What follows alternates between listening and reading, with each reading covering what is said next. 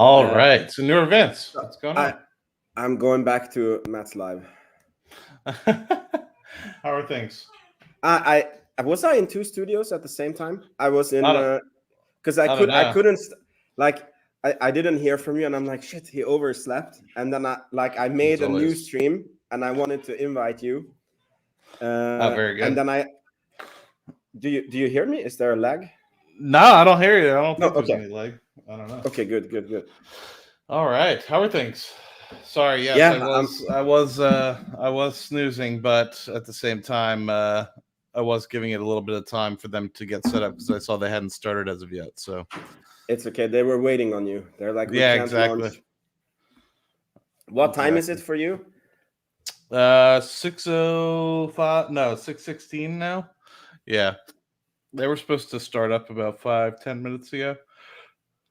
Yeah. My whole plan was to go and get coffee and then come back, but at the end of the day, I decided to sleep in after I saw that they were delaying the launch. What was it? It was like another 20 minutes or something like that. Because I think originally it was supposed to be like 7:05, or sorry, not 7:05, 6:05 my time, and then they pushed it back to like 7:20 or sorry 6:20 or something like that. I keep quoting everything in Eastern time. 7:20. How many hours is that from now?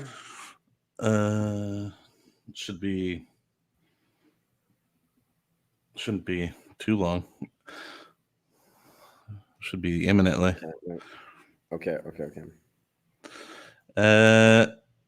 Yeah. So they said 8 minutes ago, mission control holding the ground for wins. A new T0 will be shared shortly. So uncertain. Yeah, it's funny. My dad was here yesterday, and then we were speaking about the Peter Beck interview, and like going to the neutron launch, and then my wife is like soon giving birth to a kid number 4, and she's like, yeah, but you go there, and then it's like 1 to 2 days, and then you come back. And I was like, yeah, but there's like a 95% chance that it's going to be like, something is off, and then they reschedule to the next day, and then they do it again and again, and then she was not so happy anymore. Yeah, no, it's it is how it goes. I mean, who knows? The whole thing could get scrubbed, right? I mean, but hopefully it's nothing too long. It's why I always try to wait until they kind of start the stream, because you could be getting pushed. Yeah. But yeah, I always think that they would like start the women's stream cycle sprints. I would always think that they start the stream and then they can just keep us entertained, but now that is our job. Somebody's asking if I'm from Finland. No, I'm from Sweden. I mean, I'm very originally from Hungary. Moved to Sweden when I was 18 with the whole family, and yeah. Let's see. What else is on here, Mr. Mitch Blakeney? It is live, yes. And where are you from, Mitch? Big Dick Mitch. Let's see. Let's open up my stream so I can see. But yeah, I'm trying to think. You're 6 hours ahead or 7 hours ahead of me? I always forget. What's the time for you now? 6:19. 6:13. Yeah, it's 7 hours. 7 hours. Okay. You always try to remember where each place is in Europe. So you're plus 1 hour then from UTC. So you're +1. I'm -5. No, you're +2. I think it depends on summer and winter time. So I think that's right. I think now it's +2. There you go. Yeah, I actually want to go visit Greenwich. Apparently, like, because in the UK, they have the actual like line of where everything was kind of set by. Yeah. So I want to go visit that eventually at some point. I think I've been there when I was 10 or something. Yeah, 4:16 on the West Coast. Jeez. Do I sleep in one of those silk hats with a little ball in the end? That's a good question. I don't really know. I don't really know what to say about that one. What time is Beck interview being released today by you guys? It is being released at about 12 hours. About 11 hours, actually. If I remember correctly. Let me double check. On your video, because you set this premiere, actually, like you can click on it and then it says how much time is left until. Yeah, that's exactly what I was gonna do. I was when you started saying something, I was like, "Oh my god!" For some reason, I thought you were gonna say you could actually watch the video, and I was gonna be like, "Oh my god, I screwed everybody." That's good. That 10 hours, 5 p.m. So it's not exactly 10 hours. A little more than 10 hours from now. So that'll be good. It was. I obviously listened to the whole thing again last night as I was finishing up. Actually, I got finished up about 5 hours ago with some other things I was doing as well, and luckily, sorry, I thought we were focusing on Rocket Lab. So X page, not my entire feed. But you were saying you listened to it again, yeah? Yeah, and it's just a really, really good quality questions. Decided to record my intro for my specific part and everything like that, and it was really well done. So I'm really excited for everybody to hop to everyone's channel and really give a good look. I think if you want to watch it in sequence, I guess you would start with your channel, Vince, and then I think you would hop over to Dave's channel, and then yours, then mine, and then you would finish on Scott's. But honestly, I think you don't need to watch it in sequence. I think there's no real need to. So I guess as long as people, let me just double check. I think I put everybody's X and everything, and yeah, I did. It's funny. I asked Scotto, like, how does it feel to have interviewed Sir Peter Beck, and he's like, it hasn't set in yet. Huh. No, I mean, he I've met some real prima donnas, man, and Peter is not one of them. I mean, he's just a super chill, super get down down to business. Yeah, let's get to business kind of guy, and really easy to interview, and really transparent, right? Very calm demeanor. It's just a all around, the type of dude that. Anyway, just yeah. Adam is also, I mean, he's different, obviously. Like, he's not the star engineer of the show, but he's also really, really grounded. And yeah, they're very non-PR.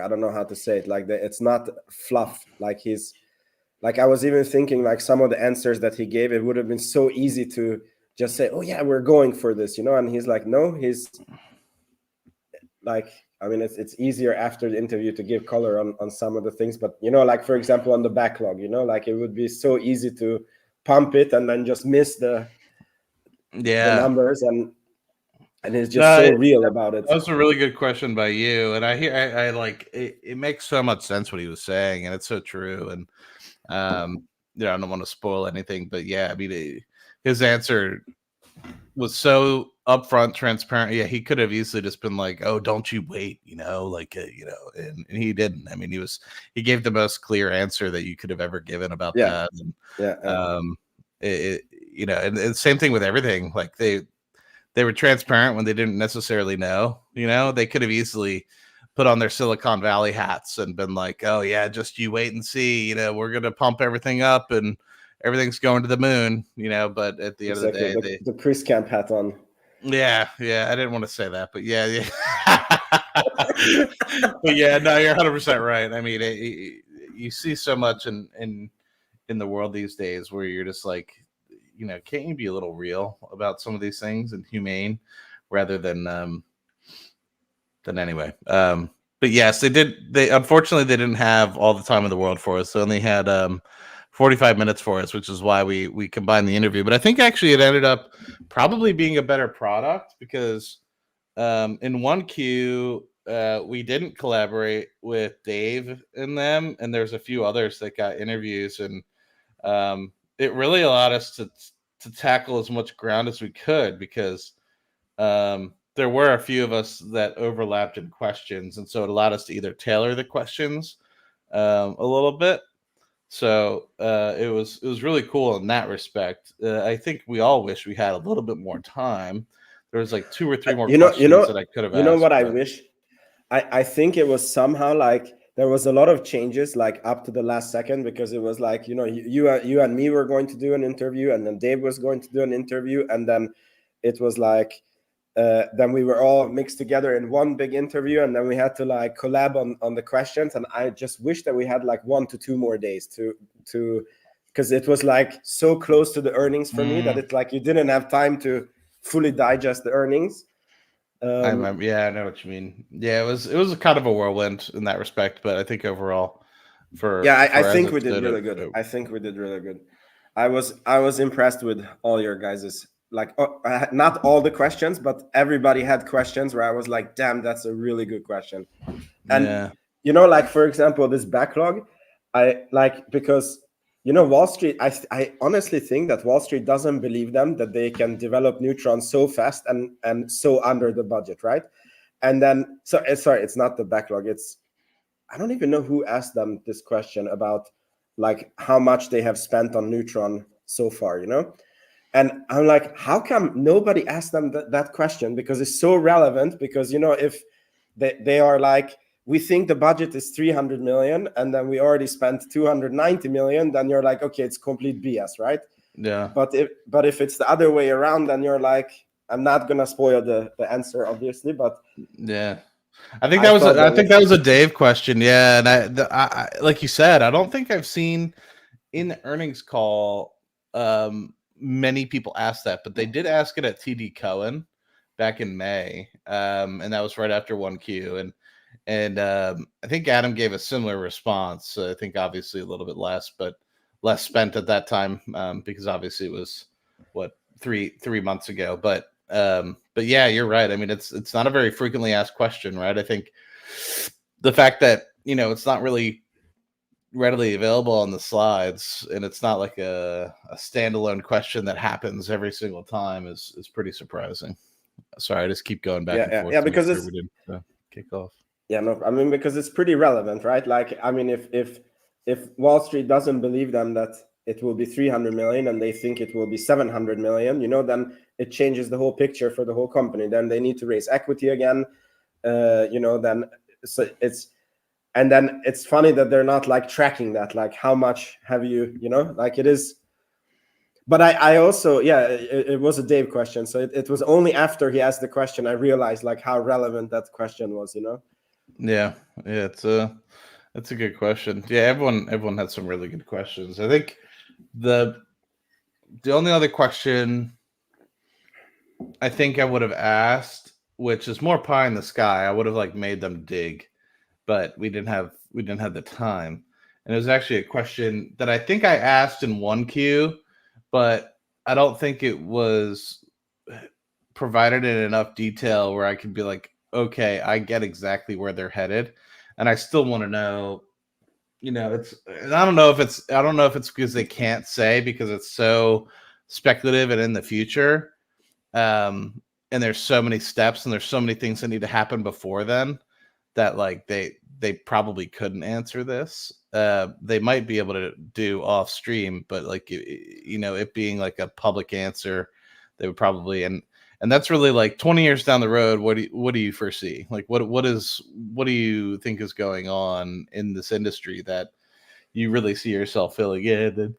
And even some of the stuff that I asked about, I don't want to give away too much, but yeah, like even some of the things that I asked about, like human transport and things like that, the answers I got were rather surprising. And it makes a lot of sense from where they are right now, but it doesn't mean so. Anyway, I'll kind of pause there, but it really gave an outline as to, at least for the next 4 to 5 years, what the company's really thinking.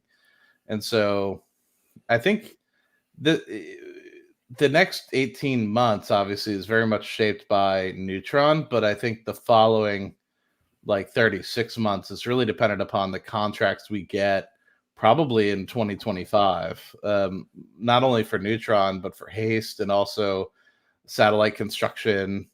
um, and then there's so much, like we keep talking about the SDA contracts. There's the SDA contracts to actually build the satellites themselves, and then there's the actual SDA contracts to launch those satellites, which haven't even been awarded at all. And so I'm curious to see how much that would cost. I guess each one would probably be 50 odd million, but you have to think they haven't even awarded, I think, 4 tranches yet of SDA satellites, and so it's kind of difficult to be able to award, like, because each one of them's 18 satellites, so each one of them would be a medium launch vehicle lift. So, so you think about it, it's like the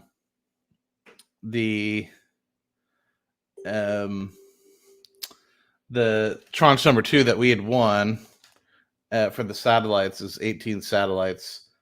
That alone will be one single lift's worth of satellites, if that makes sense. So, and I'm not exactly sure if maybe it's only 6. I don't know. I'm trying to. I don't know exactly for certain, but regardless, you need to have, I say, probably 50 to 60 satellites before you actually award some sort of like launch contract, if that makes sense. And that's kind of how my brain is working for that. And so I don't think you'll actually hear any. Sorry, go ahead. Yeah, you know what? I just realized the other stream that I did, I never exited it. So I'm at the same time on 2 streams, but you're not on the other one. And I guess people are thinking I'm crazy. I'm speaking to a ghost or something. So I have to quickly close that stream and tell everybody to. Well, I know you're crazy, but that's a different story for a different day. But yeah, interesting. Okay, interesting thoughts. Yeah, I'm not 100% certain as to. Yeah. How do you value rocket ships? Yeah, Palantir, shout out. Yeah, I mean, it's tricky because like if they I completely understand why they don't go so much into the future, because look at what happened to ASTS, like the stock, right? And you can have that motion also in reverse. So for example, if that they would say that we're going to build an X satellite that we need like 10,000 of them in the sky, and all of them, and then we can calculate that, okay, that's like 2 billion to build before they get revenue, and then it's like a mega dilution event. Then I think that it will like ruin the stock if they say anything. Yeah, no, 100%. So I think it's very prudent that they and I honestly think that they themselves are evaluating. Like, I don't think necessarily that they themselves like have a clear answer on what it is. Yeah, with respect to them getting bought out, I mean, I think so. Nobody has full control of Rocket Lab, but I think that there's enough of top 5 sort of ownership in the organization that hopefully they recognize the long-term potential of the company and they wouldn't sell it too early. But that is something that we speculate, right? And I'm trying to remember who it was. Did we actually discuss it per se in the interview? I don't think we did, but what we basically have been realizing is, like, if you think the Global Star contract, those are Apple satellites, right? At the end of the day, Apple hired Global Star as their contractor to be able to fulfill that, and then Global Star hired MDA, and then MDA subcontracted out to Rocket Lab to be able to provide pretty much the buses of what eventually came the Global Star satellites. And so if you think that there's value in like a Google or an Apple acquiring Rocket Lab to be able to get satellites up into space, because they don't currently have that current capability. I was actually the Sachin conversation that I had where he was talking, and it's actually the most recent one. So shout out to Sachin when we actually just released that piece. It's like a 30-minute discussion I had with Sachin about what's necessary and what's coming with respect to satellites. So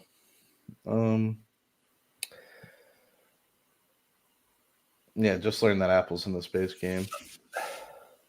That was so funny on Cashflow Chronicles, when you and Chris were talking about Rocket Lab, and then he's like, "What? They're making satellites for Apple? You never told me, never said this to me." And then he was like, "And what? You interviewed the CEO of a public company? Like, you never said this to me." Yeah, I mean, I don't hide much, right? I guess I don't boast a lot either. So I guess, and I'm not alive as much, right? So like, if I do something, I guess I don't talk about it for weeks. Like I mean, this is no hit on anybody, but it's like I'm not live every day like Amit, right? Like Amit will be able to be like, oh, if you guys remember, the Vlad interview with Robinhood, etc. So it's like I guess sometimes I post things, but not everyone's present on social media every day. So I guess if I do something, and you don't continue to post about it, I guess you miss it. But it also was on your channel. So I didn't fully steal the interview. I basically talked about my favorite parts of the interview, and then like what it was like to interview Peter, and I answered a lot of like the things that I realized from the interview, and I think I stole bits and pieces of it, but I don't think I actually took the whole entire video and posted it. And yeah, because I wanted to make sure that people went to your channel and saw it as well. So, but yeah, I don't know. Anyways, I'm happy that Chris is at least looking into Rocket Lab, but I don't know if it's his type of stock, because he likes to trade, like has this obvious, like there's going to be an upswing here, and I don't know if you can time the upswing on Rocket Lab. Yeah, that's the thing. I mean, these sorts of investments are for everybody, right? It can be an opportunity for folks to get excited on a certain type of investment, but some people just aren't fans of companies like this that aren't profitable as of yet, and they immediately dive into how much money is it making and what's the valuation, and it's like, well, you can't really do that with this kind of company, right? You kind of have to look. It's hard to value a company that's negative earnings and recognize the potential of why it's negative earnings, right? And I think a lot of times people forget that SpaceX, just like 5-6 years ago, was hemorrhaging cash. And people also think about the same about Tesla, right? They're like, but Tesla, they're destroying GM, and it's like, just 5 years ago they weren't, right? Just 5 years ago they weren't even profitable. It wasn't really until 2018 where they actually started to demonstrate that they could break 19, even. I think. Yeah, and so I think a lot of people like forget that, and same thing with Palantir, right? I mean, that's why when I was always looking at Palantir, I was looking at all the numbers, and I always was going to buy the company, but what caused me to buy more was looking at the financials and being like, these guys, their margins are going in the right direction. They aren't getting out of control with their operating expenditures, and you can kind of track these things and be like, these guys will be profitable and they'll be able to make X by the time they hit some sort of revenue goal. And you're like, oh crap, that's a lot of money. It's way more than it will be. And that's the same exact thing that I see for Rocket Lab. It's like, if they hit the cadence that they think they're going to hit at the margins that they think they're going to hit, you're massively undervaluing the company, because it's really not too far from now with Neutron up and running that you'll be seeing revenues of $2 billion. We're obviously $1.6 billion away from that in fiscal year 24, but you start getting some some Neutron launches, you start getting some more HASTE launches, you start getting a lot of these other revenue streams coming. And next thing you know, you have revenue of $2 billion at a 30%, 40% gross margin, net margins being, 15 to 20%. Next thing you know, you throw a decent multiple on the company and you're like, oh shit, this thing is worth a pretty good chunk of change. Anyway, let's see what these folks have to say. Great interview. Rocket Lab has many upswings. To your point, Tesla and Palantir had clear paths to profits. How does this company not? Have you looked at it? Maybe you haven't. Big OEMs lose on any vehicle inflection point. On and new back.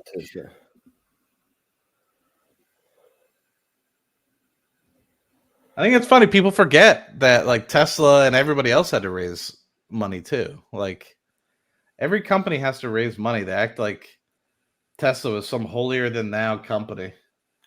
But it was like he was asking if they need to raise capital until profits, and probably not. But the chance is non-zero that they will raise again.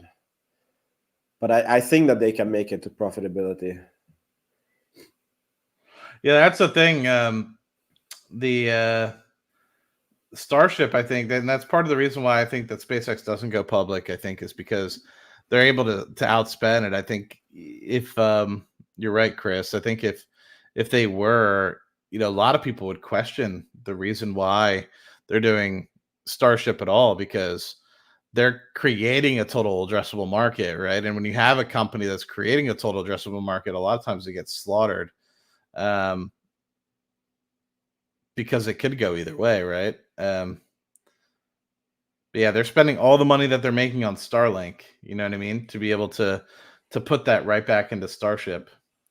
And it's not to say that Starship won't be used for inner Earth transport, right? Moving things from one place to the other. Yeah. Yeah, this is a good statement. Tesla is a vaporware company. If it was valued as a car company, its share price would be divided by 10. I don't think by 10, but it would be.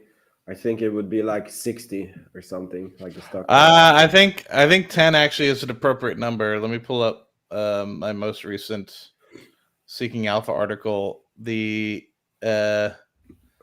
valuation for it. Let me just double check. Did my other article get published? No, it did not. Okay, that's fine. Google. Matt, I just want to say that I probably leave in 17 minutes because it's I need to be with my family a little bit, and there's like no news about this launch. Not a worry, my friend. Yeah, take your time. So yeah, the current trailing 12-month for Tesla at the time of writing this is I think when it was still above north of 200. I don't know if it went back above $200 a share. Was $663 billion market cap. The net income for the trailing 12 months was $12 billion. That leaves a trailing 12-month price to earnings ratio of 54. If you compare that 54 price to earnings ratio to something like, let's just go with GM and see where they're at right now. It's probably in the 5 to 6 range. But aren't they there because they're dying? Like, I think that's also like not a correct number.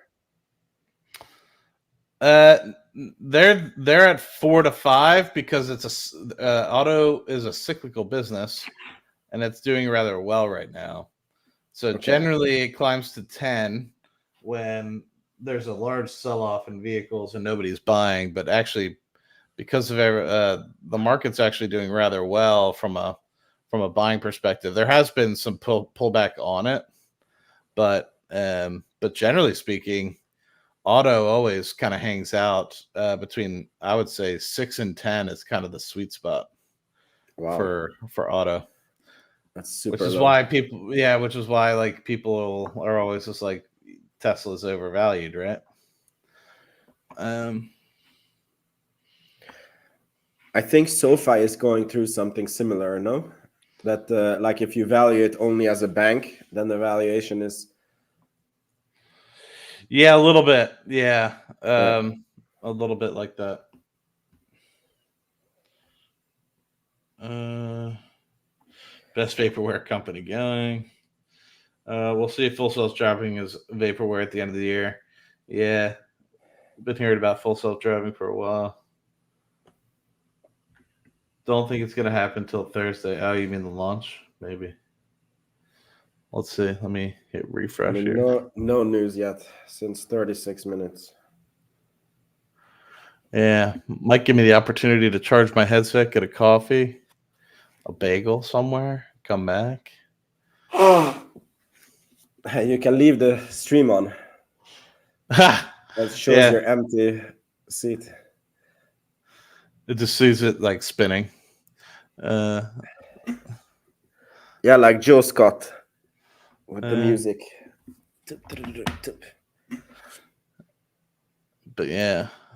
Well, anyway, how are you feeling? You feeling any better or not so much? Yeah. I mean, like, I don't know about you. Usually, when I get a cold, it's like at first, like I get super tired in the head, and then when you feel well, like then the nose really starts running. Ah, very So good. now I'm in that phase that the nose is like running like crazy, but I'm feeling I don't okay. know what it is, man. I don't know if it's just because I am a big baby. I've always been a big baby, but I feel like when I used to be sick when I was younger, I just power through it. I didn't have any problems. Now when I'm sick, like I'm like the worst person on earth. Like I You I'm have a so man cold. grumpy. Yeah, I'm like yeah, it's awful. This person's asking, am I invested in SoFi? I am actually invested in SoFi. So when I went to Mexico with Tevis in February, he was like, Matt, what's 20 grand? And I was like, you're right, Tevis. So I invested 20 grand into SoFi. It's the most expensive damn trip I've ever taken because no, I'm just kidding. But yeah, I've been holding it since 8 something. And the thing that bothers me the most is I stood out of my conviction, which was I had a feeling that over the next coming days, I didn't say no to SoFi, but I said with where it's at right now, it was like I don't want to say a local high, but it was in a part where because stocks always move in ups and downs, right? And then my thought process was like, I want to wait till $7.85. I was like, that makes sense to me. I know it's going to get there. And Why not write a put? well, at the time, he just kept bugging the crap out of me. No offense to Tevis, but he just wanted me to buy. Right? He was like, "What's the difference between 8 something and 785?" And I don't need them. I don't need the stock. Right? It's like an auxiliary position. I don't really care too much for it. I was like, I'd rather probably put that money into Rocket Lab or Palantir. But so anyway, I was like, you know what? I was like, instead of him bugging me all the time, I was like, I'll buy it at $8.15 or whatever it was, $8.10. I forget. Did you But make him buy Rocket Lab?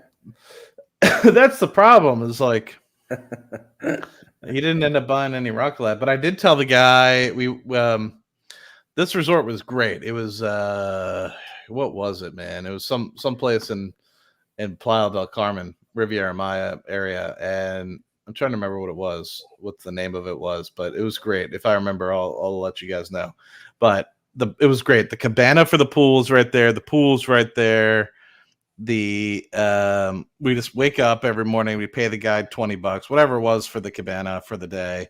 I'd give the guy $10-15 that was coming to run us drinks. He never let me not have a drink in my hand or two. And like every time he'd like look over, if I didn't have a drink in my hand, he'd bring another one over. So that was money well spent. And then had the DJ right there, and then literally like 15 feet away, it was probably more than that. It was like 25 feet, 30 feet away. There was like the little lunch bar. So like Tavis and I would get up 8, 9. No, it wasn't 8 or 9. It was like 9 or 10. We'd get some coffee. We'd make our way over to the pool. We'd rent the cabana out. We'd lay there, look at the market open, do some nonsense, just hang out, take a little siesta underneath the cabana, sit out by the pool for a sec, make sure we have our drinks, and then we would make our way over to the lunch area. And the lunch area, I'd always try to converse with some of the other guests that were at the hotel. this other guy was like, "What do you guys do?" And we were just like, "Oh, he works in tech, I work in oil and gas, but we're here just hanging out, and we're kind of talking about stocks and stuff like that. We're kind of like business associates or whatever, if you call us that." And he was like, "Oh, you early? Like, what's the stock play?" And we're both like, "Oh, Jesus! Like, we don't want to give some random guy to resort, and he's gonna like invest his life savings, and it goes to zero, right?" But then again, this is what we do on YouTube all the time. So anyway, I was like, if you're really into speculative stuff, my stock was Rocket Lab at the time, and Tevis was still boasting SoFi. So anyway, hey, I don't know if this was me or you, but no, new it's member. you. Thank you for the new membership. I really appreciate that. Yeah, that's awesome. I always appreciate a new member. That's awesome. Yeah, he's also a member with me. He's a very nice guy. Yeah. Yeah. I need to get him to meet him more. Is he on X or not so much? Actually, don't know. Yeah, we'd have to. But a lot on YouTube, I think. Just don't die on me, man. I need a co-host to keep Rocket Lab Weekly going. It's just you see, it's a sky full of SARs with a body full of SARs. Like, I actually don't know if I have COVID or not, but I thought it was good. Man. Do I own any new? I don't. Yeah, mine's cheaper. Is it really? Why is mine so cheap? I need to raise my prices. Maybe it's in euros. You're charging everyone in euros and making everyone. No. I charge everyone in dollars. I don't know. I have different. I have different levels. I don't know how. What's your? Mine is. I don't remember. 5. Yeah, I think I have like a $5, a $15, and a $25. Let me see. Is yours like $3? They're gonna abandon me now and be your member because yours is cheaper. Oh, I can give gifts for my own channel. What kind of gifts? Badass. For free? Okay. Apparently, you can give your own gifts. Yeah, I didn't know that. That's kind of cool. Oh, that's awesome. Yeah, do that for yourself too. Hey, yeah, thanks. It says here that you're $2.99 for the channel membership. Oh, really? Okay, yeah. I try to make it cheap. Yeah, I have $4.99. Yeah, well, I think you do a little bit more like membership content and stuff. I'm more so just like, I'm poor, give me money. So, but that's the thing is, I always, no matter what, as much as I would love to have some of this membership money always pay for bills and stuff like that, I have never, every time I've gotten a single dollar from YouTube, I always put it back into my portfolio. Every single time. That's good. That's kind of cool. Had I known that, man, I probably would have like, a bunch of members. That's kind of cool. I have to make sure I do that every month to try to do that. Yeah, I mean, I'm trying to grow the membership so that it becomes. I mean, it's weird because like I don't do YouTube for the money, but I don't know, like it is. Like I mean, as you said, like it's like you. I don't know how to say it nicely, but like you can't spend like 30 hours a week on something and then somehow like have zero income from it, So it's like I'm trying to somehow like recoup the and then it's very nice that there is members and you see that the thing I do YouTube for really is to meet the friendships, and I will say I've leveled up over time in terms of the quality of the people that I've met. So I mean, you really kind of when you're out there first starting, maybe you stumbled into a really good community of folks, but I've been doing this since 2017, and the people I've met along the way, it's not that they're bad, it's just they might have different goals than you. And so now I feel like I've met people that have very similar-ish goals. Like Chris has similar goals. And I met a lot of people early on that really just wanted to kind of get to like the high 6-figure range. And there's nothing wrong with that. Like the high 6-figure range is really great. My buddy's like, are you sleeping in? It's 7:15. Well, I guess he does have 2 kids. So I guess you probably can't sleep in beyond 7 o'clock yourself. Vince, with the 18 kids that you have, and you probably have 4 more on the way. But yeah, just thinking about it. Yeah, I don't know what I was saying before that, but Like what you do YouTube for? oh What is it? yeah, it's mostly You, it was you were originally to keep track of myself, and then I came you were into this saying that management. I'm the most quality friend that you have found on YouTube, Exactly and it took you since 2017 all the way to to 2024 to find to me. to find you. That's what you were saying. Yeah, No, it's the same. It's like it's so surprising too, because I mean you do feel like you become friends, even though we never met and you live like on the other side of the planet. yeah. And I mean I learned a lot from you. Um, I appreciate that. Yeah, soon yeah, enough. Hopefully, I'll be able to make it over there. I know. I still have to plan out what I'm doing when I'm over an undisclosed European location at the end of September. So yeah, maybe it would be nice to go to Denmark and eventually Sweden as well, because those will be two places I've never been. Um, yeah. yeah, yeah. I'm Vince trying to needs think. another hobby. No, I'm actually looking at another hobby. It's beekeeping with my Are you daughter. really? Yeah. It's very interesting. So I think next spring we're gonna start with a little bit of bees, and maybe I will make my own honey. Oh man, this fool's gold switching to snooze for the pancakes. Mobile Going to viewing, man. snooze. Talk about a do a Norwegian cruise with Chris. There you go. Oh man. Yeah, if I had some pancakes right now, I'd definitely go back to sleep because I'm only running on 3 hours of sleep. Wow, that's rough. How did you even manage to get up?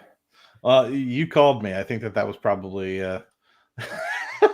you called me on X. On Twitter, yeah. Otherwise I probably would have fallen right back to sleep. I Somebody woke can up the totally. first alarm. Yeah, the first alarm. I woke up and I was wide awake, and then I saw that they delayed it, and then I was like, "Oh, I can snooze another 20 minutes." And then after I hit the snooze button, I just did not wake up. Uh, uh, Apparently, I give off Beekeeper vibes. beekeeping vibes. The Jason Statham, I like that. I'm getting bold. Need to just buff up a little bit in the gym, and then Jesus. Yeah. Um. Interesting. Yeah. Well, I don't want to hold you here. If these guys aren't gonna yeah, I don't hang know what out. happened to our launch. This is what I'm afraid is going to happen with Neutron. I closed my dad to want to go to the Neutron launch in Virginia, but I'm like, it might be that we fly there. I think we could get Matt. I think we could get like a tour, maybe an interview with Beck, like an actual personal interview. Maybe. Uh, but the actual launch is if it's like this, then I might miss it, and then I have to go back, and that would suck. Yeah, that would put a damper on things, wouldn't it? But I don't know. This is the thing I don't know, and this is something I should research. Is like I feel like every launch pad has its like preferred window of launch cadence, and I think the reason why they choose Florida is I feel like that Florida probably has one of the more consistent climates in the United States, Yeah. and that's probably why they launch out of Florida. That, and obviously you have the ocean directly to the east of it. So obviously, if you're launching, then you have that wide open ocean. You don't have to worry about going over any land other than maybe Bermuda or the Bahamas, depending on where you are in Florida. So I don't know. I'd like to know what like the premier launch window is for Virginia and also New Zealand, because New Zealand is it's quite down there, right? It's not really close to the equator, so at least if my geography helps me at all, which my geography is awful. So I'll just be point blank. Sometimes I wonder how I even get to work in the morning. But yeah, I'm curious if there's like a preferred window, because it seems like sometimes what. This comment by Johnny Mac. Yeah, I mean, if you wanna offset some of the real estate money that you guys are making, you can do uh, that. You can this- all the losses that you have from Vince Eats Honey. Uh, you know, in the real estate business, it's very tough. It's very tough, and with this rate environment and everything. So this is also why I haven't been able to fill up the margin on my account. I'm like trying not to go bankrupt with the real estate company. That's what I'm doing, and then survive for better times.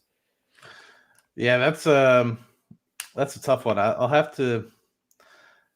Yeah, And I don't know. it's so tough because, like, how do you call it? Like, when the interest rates went up so much, it's not this. I don't know. It's not the same as I hear in the US, but here, like, the market froze. And then it's like you're selling a product. Like, imagine having a restaurant in COVID times. When everybody's at home, like they're not allowed to be outside, and then it's like you have your employees, you have your rent, you have everything, but you're like, it's impossible for you to make any business because there's just no buyers. And it's like, not that happened, like that happened to restaurants in COVID, and now I feel that it happened to us in the real estate business, that we like can't start new projects because it's like there's no buyers for them, and then the ones that we are finishing, you have to like just somehow sell them for any cost to like get in money. And I've never seen anything like this. And then it's like, how do you prepare for such a downturn, when you're like, it's not that you have less traffic, it's like your traffic disappears. And I'm like, I swore to myself that I will have multiple companies, and then like if one company completely stops, there is at least two others that are like still going, and then you can weather such periods. Yeah, I don't know. I try to think about it as well, because my two Airbnbs are very cyclical, and so I'm like trying to figure out what's the best way, because it'll be very much cash heavy, cash influx in the summertime. But on the one I have with my sister, we're trying to do a lot more off-site sort of deals with people, and so that might mean we get a lot of kind of people renting and like putting down payments on for May through August, starting in like 1Q, 2Q. And so I'm trying to think of like a prudent way to put money into like a savings account to make a little bit extra. Because you think about it, it's like that's what Airbnb does, right? Airbnb, they just literally hold money. And yes, they have the platform generation fees and stuff like that. So they make a lot of money off that. But they also the shepherds of the cash. And so if you think about it, that's how they make a lot of their money, is they take a lot of free cash in the first and second quarter. And then throughout the second and third quarter, they outflow a lot of that cash. But a lot of money that they make is off of actually interest income, which I think is pretty interesting, because you think about it, they're able to get a lot of the payment up front. And then hold it in bank accounts and get interest from that. And then really only pay out the hosts, as you know, 2 days after check-in. So I'm wondering how I could best utilize a similar strategy to my advantage while still maintaining money for mortgages. But if you average out your Airbnb like through the year, like isn't it still like quite profitable? Or yes. I mean, so far, and the second one that we just bought in May is looking like it's going to be an absolute monster. We've done really well. My sister did a really good job, and we didn't even get it fully listed until the last weekend in June. And I think we're probably going to come out of the summer making about 45,000. So I think my goal was to end October timeframe with about $20,000 to $25,000 in the bank. And obviously, with electricity and paying our maid, our house cleaner and everything, between guests, we were trying to have like a $4,500 to $5,000 run rate inclusive of the mortgage. So yeah, for us to come out in the end of October with about 20 to 25,000 means that we're doing rather well. And so the hope would be is that next year, by the time you get there, I basically calculated you need 20, 25,000 to kind of get you to summer with a little bit of a buffer, because you will still get rentals, throughout the winter time. It's just not as prolific because it's off season. Yeah. So, but there's still like festivals and other things that people rent for the weekend, and the weekends will still get you, you know, a couple $100, as you know, and all that money just goes right to the mortgage. But you're really just in cash conservation mode in the off season. But yeah, the hope is that, you know, last year we didn't have to pay out of pocket for the one that I bought in 2022, and then it doesn't look like we'll have to pay out of pocket at all. We paid a little bit. That's the one thing I will say is we paid out of pocket for small things early on. Like we were paying out electric out of our own pocket and stuff like that until we started getting some of the cash in the door. But ever since then, it's been really on the actual business itself to make all the payments. And I'm trying to think. The refinancing will really help. Even like the one house we have is like 30 with mortgage insurance and everything. Our payments like 3,100 a month, but we were looking at just refinancing down to like 5.5, and that saves us about 500, 600 a month because we also just in the interest payments, and then we also get rid of the private mortgage insurance because the house has appreciated so much in value that when we refinance, they'll be like, oh shit, you guys have actually gained a lot of equity. It's enough equity where I've thought about pulling it out, and it gets us about, it's increased a lot in equity. It's almost like $100,000 of equity it's gained in the last 24 months. I want to pull it out for an 80% loan to value, because that'll get us like 40 grand in our pocket. And then use that to buy, like put down in another rental. But my buddy doesn't want to do that. So, you know, my thought process is, and I kind of hear him, like I've bought 3 houses in the last 18 months. I don't know if I want to buy another one in 2025. You know, I should, right? You know, as you know, you should always be investing, but I just don't know if I could swing it financially. It'll be tough. Yeah. Awesome, man. I think I'm going to go and be with the family. I don't know what happened to this launch. It was in the end just we just chit-chatted for an hour. Yeah. It is what it is. But yeah, hopefully we can get some. Probably gonna go get a coffee and a light breakfast and then take a siesta, and then maybe I'll check back in a couple hours. If they launch it while I take a nap, then it is what it is. But it was nice to catch up with you in the meantime. So you leave the stream on for the others? I'm probably going to answer these questions and then shut it down. But do you think I should leave it on? Yeah, because then when they launch, then you don't have to like redo a new stream. Okay, that's a good point. Yeah, maybe I'll just hide my camera and leave it on the Rocket Lab stream, and it'll play out if it plays out, and if it doesn't, then you could leave a comment where you highlight that, like, I went to get a coffee, I'll be back, and yeah, that's a good point. People know. Cool, man. Thank you so much. I'll see you around. You're the man. Yep.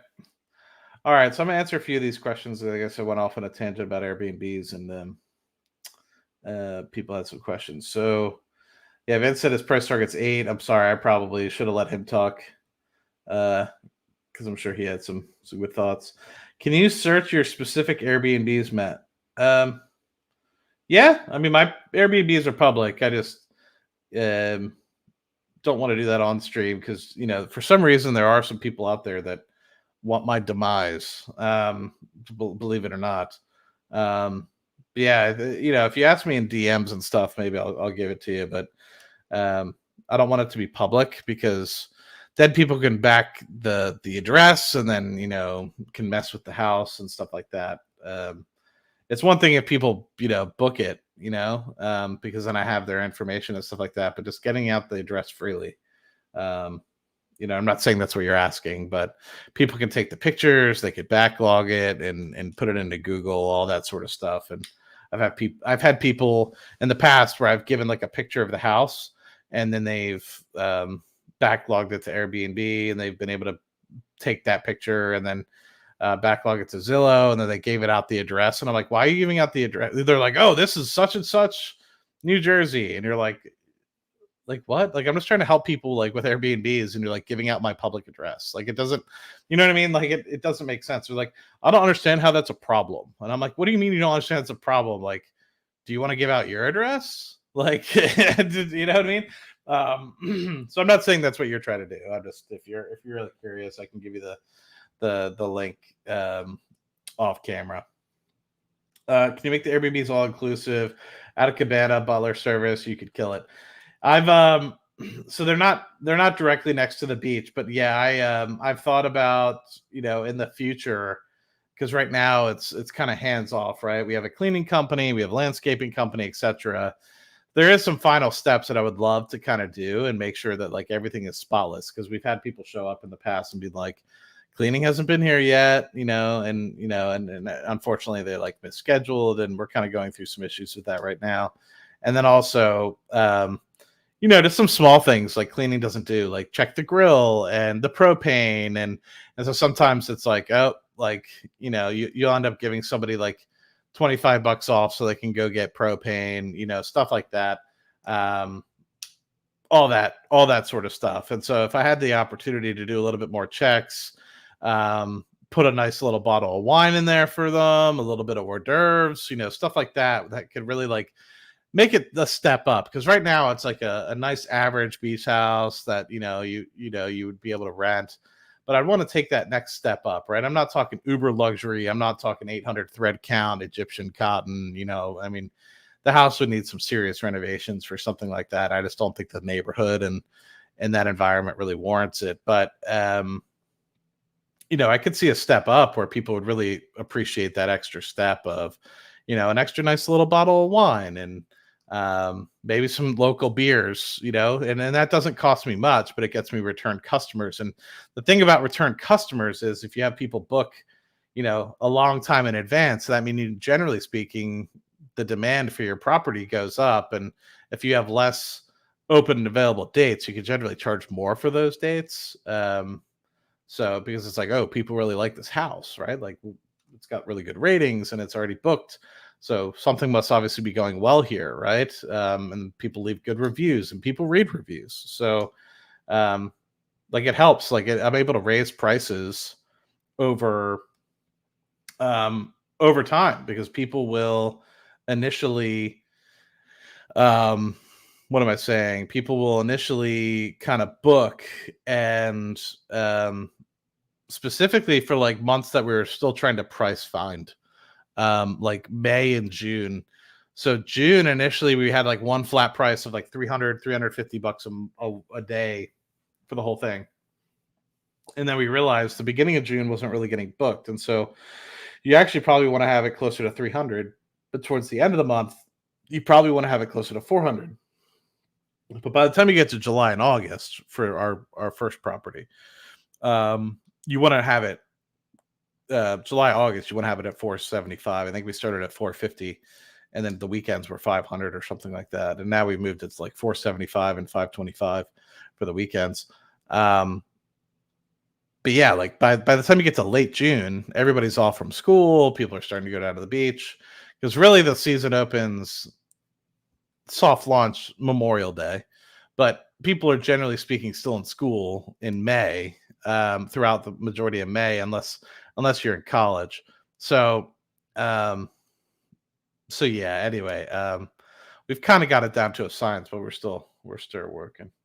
In our region, we have the problem that real estate is incredibly expensive, costing between 12,000 euros and 15,000 euros per square meter in some communities. That's insane.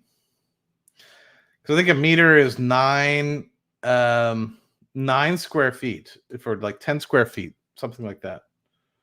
So that would be the equivalent of 1,200 to 1,500 euros per square foot, which is insane.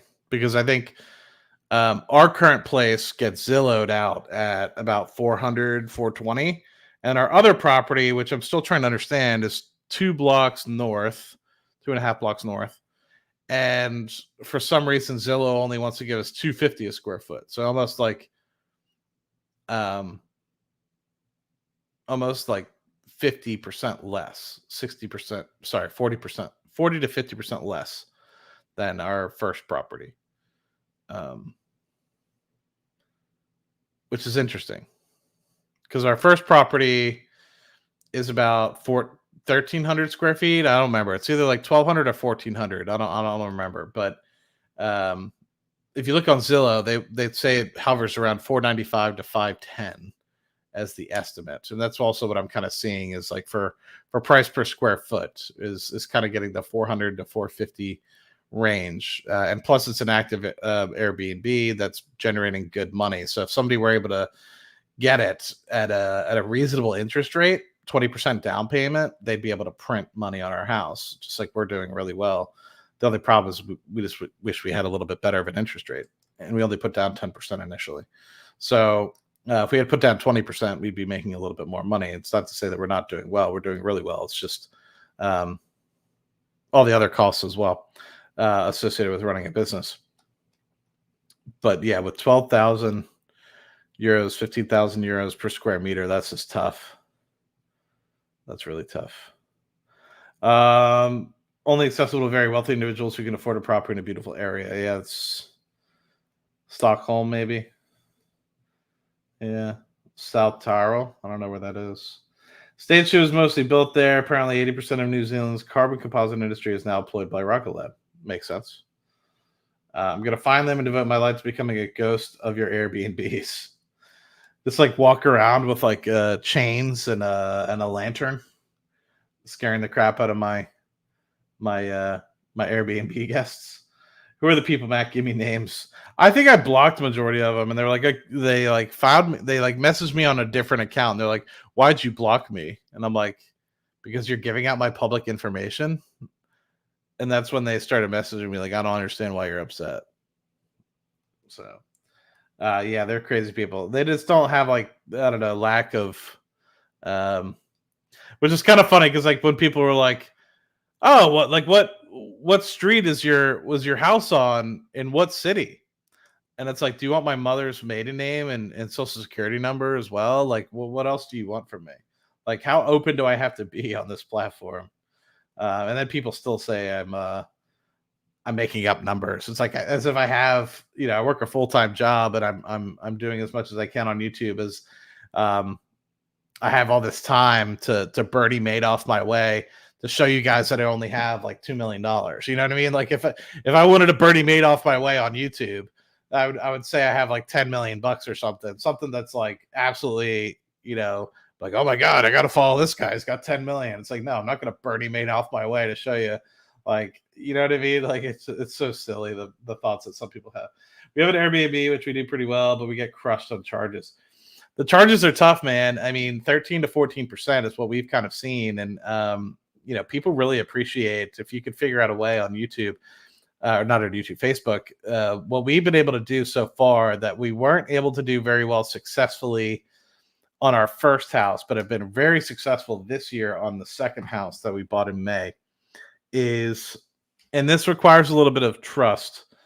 There's a local Facebook group specifically for the town that I kind of grew up in. And a lot of the town that I grew up in southeastern Pennsylvania goes to the beach, fist bump like champ, Jersey Shore, whatever. They have like a Facebook group of like people in that area that we grew up in that rent beach houses for the summer, not the whole summer, but at least like weekly, whatever. And so for that, there's that group. And so we connected into that group and sorry, I just have sleep in my eye.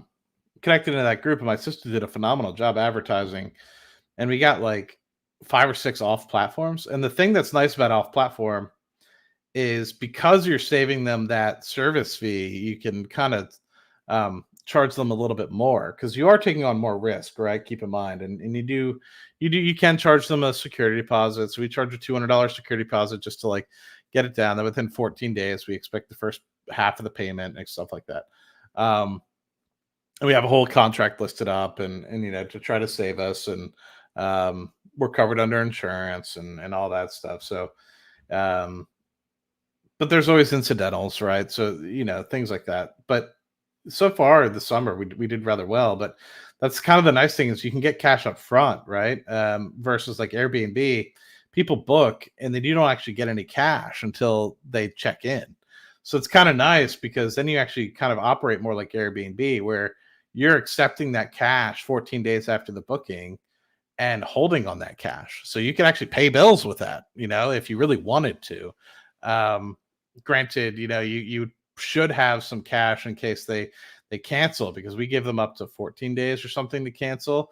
And within 14 days, we keep half the deposit, or basically half of what they had basically given us. So as good faith, right? I mean, I think it's comparable if you do the same thing on Airbnb, for at least what we do. But anyway, yeah, the charges are just they're there, and really it makes something that you think you're like, oh well, we're getting a decent amount, and then you start seeing you get the extra charges for taxes, and then you have that on top. It ends up being like 25-30% more for these people.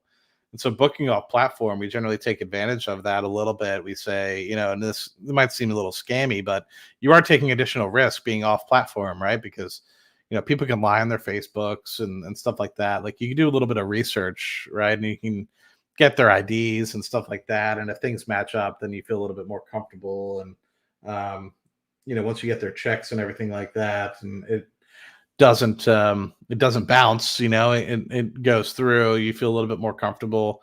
And we're charging good money, at least, and we're doing weekly rentals in the second house, and that makes it a little bit easier because you can get people that can scavenge up like $1,500 to $2,000 between like 10 people, and have a good, but like it's a little bit harder for people to scavenge up 4,500 to $6,000 to rent a place for a week. And so because that ends up being, even if you split it up and you have 10 people there, it's $500 to $600 a person. So it's a little bit more difficult to do versus the other one. It's $200 a person, maybe a little bit less for 2 to 3 days at a nice beach house. So that's a different story that we're going to try to do for the first house that we bought, is more weekly rentals for the summer. Last year and the year before, 23, and this year we've only kind of done 2-day minimums. But I think for the summertime, we're going to try to do the weeklies. But doing off platform, I think, has been really good, because if you're able to save them a good chunk of change, you can kind of come up on your price. So even though your cost per day might have been, let's just say, $500 a day, you can come up a little bit because they're paying $500 a day and then 30% on top of it for taxes and Airbnb fees. Well, you could charge, $550 a day and still give them a massive discount. So there's that little piece. Enjoying the real estate talk while we all love Rocket Lab. A lot of us are here because we love investing in finance. So hearing your personal story commentary is great. I really appreciate that. I try my best. The real estate thing is new for me, so I would love to continue. And it's something I envision, like, even with Rocket Lab earnings, my thought process with my one buddy who I owned the first house with is, I'd love to buy more houses. I think it's a lot of fun. As long as the only headache is the small little things that you have to worry about with like cleaners and stuff like that, where they don't show up and stuff like that, which is a little bit of angering. But that's the piece that I would love to kind of get more involved with, is kind of move to Pennsylvania, New Jersey area, and be able to take care of those properties. Like, it would be great if the only thing I had to worry about is checking on the market, and then by noonish every day, checking on the properties, make sure that everything was cleaned up, do a little bit of work here and there, make sure that everything's all right, call the landscaper if I need to get over there because the grass is getting a little bit long at such and such a property. Just do some quality checks, because like there's wear and tear on the houses. You have a bunch of people coming in and out, using up the bathrooms and stuff like that. So things get wear and teared on. Little scuffs here and there. Would you be able to wipe them off that you wouldn't be able to do with like a 2-hour cleaning that you pay for? And just overall, like you pay for a cleaning, but especially if you're not there checking in on the property, it's not going to be as good as say, Matt's coming at noon to check on the property, make sure it looks good. Right. And I think that's part of the reason why we have some cleaning problems. So anyway, do they want your demise just because you're doing well? I think that people just don't want happiness for others, right? And I guess it is kind of envious, right? 33 years old, I'm doing okay. There's a lot of people doing way better than me at 33. There's a lot of people doing a lot worse. But I think some people just don't like me. Like, I'm very blunt. I'm very sarcastic at times. I do push people, especially if I think that they're touting bullshit. Um, and so I'll poke them, and some people don't like that, and I instigate in that respect. And if I think somebody's touting out bullshit and they're faking it till they make it, I'm not afraid to kind of hold their feet to the fire. And I think if that not necessarily the people on X that were giving me a hard time, but I think with other content creators, there's some that I get along with really well because they're just trying their best and they're not trying to be someone they're not. But I've also seen the right through some people where I'm like, dude, like, who are you trying to fool, right? And I think there's more of them on YouTube, and I try to play nice with some of them because but there's a lot of people that I see right through. And you know, I think you could probably tell by the people I actually collaborate with, um, who I actually believe in and trust. Um, and I'm not afraid to, you know, call people out on bullshit, and I think that scares people as well because a lot of people are like, oh, let's play nice for the community. It's like, I don't want you to scam the community or like lie to the community. So the community, yeah, that's my number one thing is making sure everybody learns and does well and prospers. It's the only reason why I do YouTube. Um, I'm not up here waking up at 6 a.m., really for myself. I'm really doing it for, building and that area so I could be that shepherd to the modern and retail investor. And luckily that's given me places to sit with Vince, and Vince was kind enough to invite me to talk to Peter. Like that's the sort of stuff that I would love to do, is talk more to and help, and become like I don't want to say active investor, but maybe be more of an active person within each investing community of the companies that I want to be involved in. And because you have these people, and this is going to sound like I'm talking about like Amit and Tevis, and it's not who I mean. There's a lot of people on YouTube that don't have anything else to do. They've tried their way, it doesn't work, and so what they do is they use YouTube as an avenue, and so they'll do anything they can do to kick and scream and try to make money on YouTube because it's the best thing that they have. And that's not Amit. Like Amit is actually killing it. And then, so when I say that, like when I say like full time, I'm not talking about people that I collaborate with, but there's people I've collaborated with in the past that are just complete clowns. And unfortunately, like, I'm not saying anybody's perfect, right? But, and I'm not perfect by any means, but like there's a reason why they're on YouTube and not working a 9 to 5, because YouTube can let anybody on, and 9 to 5s have a bullshit filter, and I have a bullshit filter as well. So, so anyway, that might be a little bit too in depth with it, but in terms of who are these people that want my demise, but that may give you a little bit. Yeah, not gonna lie, I don't think I'm getting pretty tired. I think I'll go home now. I'm with you. I'm gonna go get a coffee and a breakfast sandwich somewhere, and I'm probably gonna do the same and see if by the time they don't have it up by then, I'll probably shut down the stream.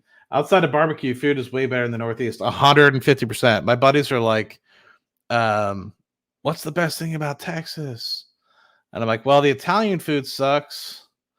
Believe it or not, you'd think that because you're in the South, the chicken wings, like the buffalo chicken wings, would be really good. They're not. You can't get a good sandwich to save your life. I mean, there are some places like po' boys can be good. So I've had some good places that are public, but like a quality, just like Italian hoagie Subway sandwich, not Subway from Subway, right? But like just a good old Italian, some good cold cuts, some good bread sandwich. Like you don't get that, and like God forbid you mention hot pepper relish. Like you tell people hot pepper relish, like what are you talking about? I'm like, what are you talking about? What are you talking about? Like hot pepper relish is hot pepper relish. Like that shit's fucking delicious. You got to have it, and it's just not a thing unless you go to Jersey Mike's in down here in the South. Like they don't know what hot pepper relish is, but they love peppers and they love pickles. So I don't understand how they don't have hot pepper relish. So maybe it's just an Italian thing. I want happiness for everyone. I agree. I want happiness for everyone too. So you like me? That's all that matters, man. I appreciate you. I appreciate you. Francisco, Matt, you're good, and we want you to see in your private jet. I don't need a big private jet, man. I just need a jet that gets me to and from Houston to New Jersey for the time being. Mr. Market, you are the best. I appreciate that. You're awesome. Why I don't like Matt? I don't know. South Korea, thank you for visiting all the way from South Korea. It's probably getting pretty late there for you, my man. Yeah, probably getting late for you. Good on you, teaching me heaps. I appreciate that. Hopefully you're learning a little bit. Weather is much better in the Northeast as well. Only a couple bad weeks of summer. A lot of my buddies still live in Pennsylvania, man, and they're like, dude, it's 90 degrees. And I'm like, dude, that's tough. Because I remember back in the day when it was 90 degrees in Pennsylvania, and people would be like, it's dying. You're dying. And I hear you. But 90 degrees is pretty normal down here in Houston. Can't believe someone from South Korea is joining. That's awesome. And it's on my stream too. It's not even on Big Dick Vince's. So that's really cool. Weather is much better in the Northeast. Yep. Jersey's Mike's is about as good as it gets in Houston. That's for sure. Hey, Roy, I'm not sure. Actually, let's do some, because they've been opening up some Primo hoagies. And Primo's from the Northeast. I know they've opened one up near me, but I'm curious. There's still just the two. Damn. Okay. Well, keep your eye open in Northeast Houston for Primo, because Primo is delicious. Or if you go visit anywhere with the missus, keep your eye open for Primo. Yeah, Jersey Mike's is about as good as it gets. You call it chili sauce. I feel like chili sauce is different though. Like chili is in the oil, But I guess is hot pepper relish in oil? I thought it was more of like a vinegar-ish. I still don't understand why salsa in restaurants is hot, not cold. I kind of prefer the hot salsa. Curtis, what's going on, my guy? Did you miss anything? Absolutely not. That's why we're streaming the. I should probably do this. That's why we're streaming the Twitter. We're waiting. Winds are picking up. You're New Zealand, man. I've been waiting for ages. This time sucks. Australia, wow. You guys are champions, man. I really appreciate you. And you're both on my stream. That makes me excited. I really appreciate you guys so much. It's so humbling. That's really humbling. People all the way across the world. That's so humbling. 115 degrees heat index here in Panama City the other day, just brutal. Man, I've been meaning to go visit Panama City. Because it was like a big wave of people 5 years ago or so moving to Panama City for retirement. And it's been like, anyway. You lost Jersey Mike's in Australia. That's insane.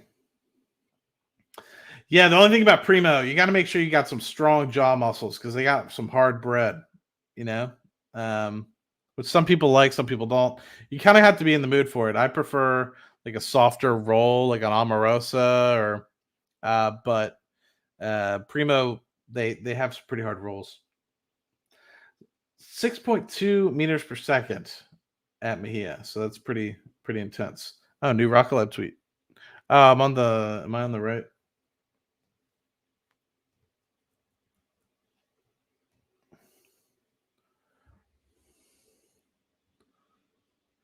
Ground winds and launch started coming back with inbounds, but there is now a vessel within downrange.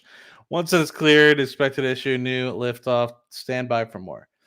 Perfect. Thank you for letting me know about the tweet. I guess that's interesting. I guess if you're on home or like your home dash, it auto loads. But or maybe it's your notifications that auto load. Because I was just sitting here on the Rocket Lab page, and then I had to hit refresh to see that. Well, that helps. So I might go and grab a coffee. Oh yeah, like a good like chili. Nothing. I actually had Chili's chili. Shout out Dallas. Not too long ago, and it was absolutely phenomenal. Let's go. Oh, Jason's Deli chili. Was it Jason's Deli? Jason's Deli had like a sandwich and stuff the other day, and their Alfredo pasta with chicken was actually phenomenal. So don't sleep on Jason's Deli. I've been here for like 10 years, and I've been sleeping on Jason's Deli. Let's go. Rocket Lab, agreed 100%. A bit of north of Manhattan, can't get a proper cheesesteak for your life. Dude, I'll tell you, people are like, oh, the cheesesteaks here are really good. And like, I'm like, where are you from? Where are you from? Because then they're like, oh, I'm like born and raised in Houston. I'm like, you don't know what a cheesesteak is. It might be good for you, but not good for Matty Moolah over here. Never come across warm or hot salsa before. Interesting. Here from Indianapolis. Welcome from Indianapolis. I still haven't been. I don't know if I've been to Indiana. No. Been to Illinois. Quebec. Welcome to my Canuck friends. Winds are down, but there's a boat in the way. Boat downrange. I never thought I'd be on a boat. It's a big blue watery road. Poseidon, look at me. Oh, I never thought I'd see the day. The big boat coming my way. Believe me when I say. I shouldn't say the next line on stream because it's got profanities and my channel. I try to keep it PG-13. You know, if I were to say the next line, it'd be TVMA, and that's just not. It's not what I'm into. You know, I don't want to be TVMA. I don't want to be mature audiences. I can hear my headset dying. It's a good time to go get a cup of coffee. Twitter updates. Colorado must be like Houston. You can't get a good deli sandwich here if you wanted one. Who's fishing at this time? That's true because it's late. Boat has haunted launch. Is Electron much more sensitive to it? That I don't know. Halted. Let's see. Is there another?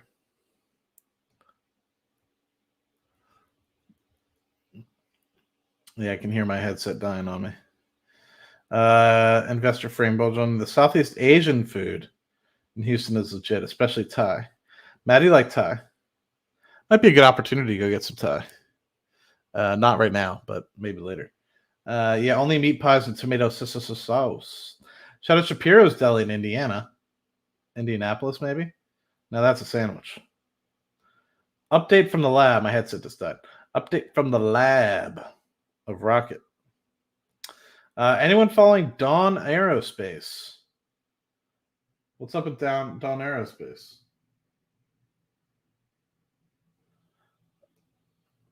A bit of a rough weather here on this side of the Tasman Sea. Fried cheese French toast make sandwich with good cheddar. Dip it in egg and fry. Freaking awesome with jalapeno relish, especially of night on the beers. Adam, I'm just trying to put that together. Fried cheese French toast. Fried cheese French toast. So you make French toast and you make a fried cheese French toast. Sandwich of good cheddar. Dip it in egg and fry. Got it. I think I'm there. I'm indeed following Dawn Aerospace. I have to look up this Dawn Aerospace Company. See Mexican food opportunity for Kiwis and Aussie folks. There are some roof Koreans that make good Mexican in Guam. Interesting. Let me hit the refresh here on Rocket Lab. And what I will do is I will say, hey all, Matt is getting a cup of coffee and a breakfast sandwich during the delay. Be back soon. I appreciate you all, especially those that have become a member this morning. It's really helpful to me, and makes me feel good overall, which I guess is the most important thing. Yeah, I can even say thank you. I was afraid to keep going. Demonetization is a thing. And I was afraid they were going to say, this guy sounds exactly like T-Pain. So yes, I'm just going to post this here. We're going to go a little bit of a hiatus. And hopefully I'm going to post this up. And hopefully in the meantime, this doesn't go off. And if it does, then we have it. But I agree with Vince. It's like, as much as I would love to shut down this stream and chit chat, but there's another update. Another update? No, it's the same update. Mr. Market, thank you so much for becoming a member. I much appreciate that. I really appreciate that. Man, you guys are killing it today with the memberships. Makes me feel really good. I'm trying to think. It gives me hope that maybe eventually I could do this more often on a full-time sort of thing. And I would love to give that to people if they actually really wanted it.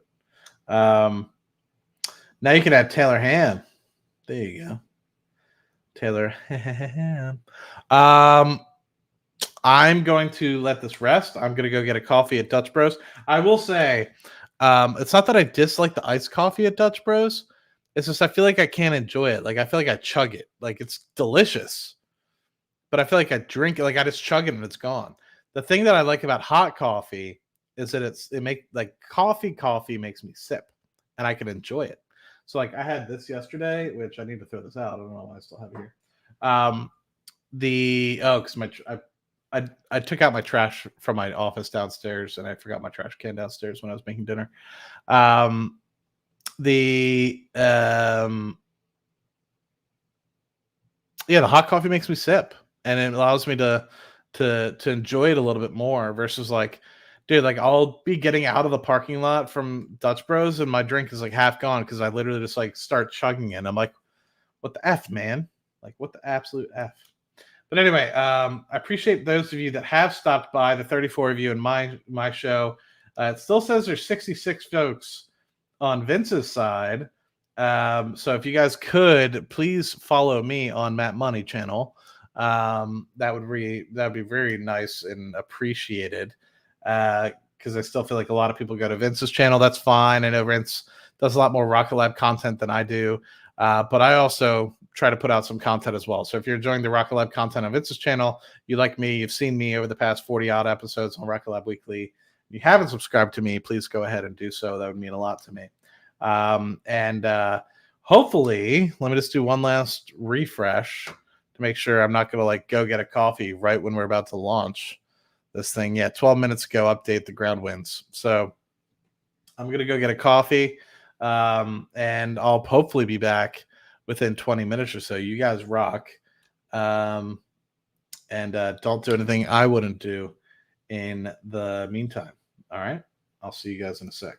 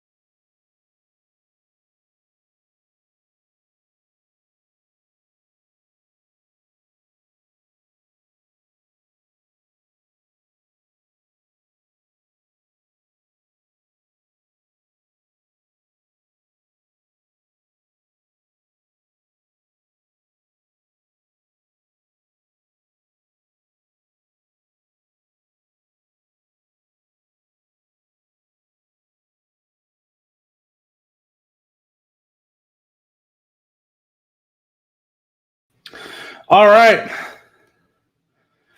Hope you guys didn't miss me too much. 20 seconds in. Let's get us back on track. Hold procedure is in effect. Very good. Let me know if you guys can hear this. On here. You heard it there. That is our go, no go poll complete, and the team is ready to proceed with all remaining launch operations. Our target liftoff time for this mission remains set at 1:18 a.m. local time, now in 10 minutes and 50 seconds and counting.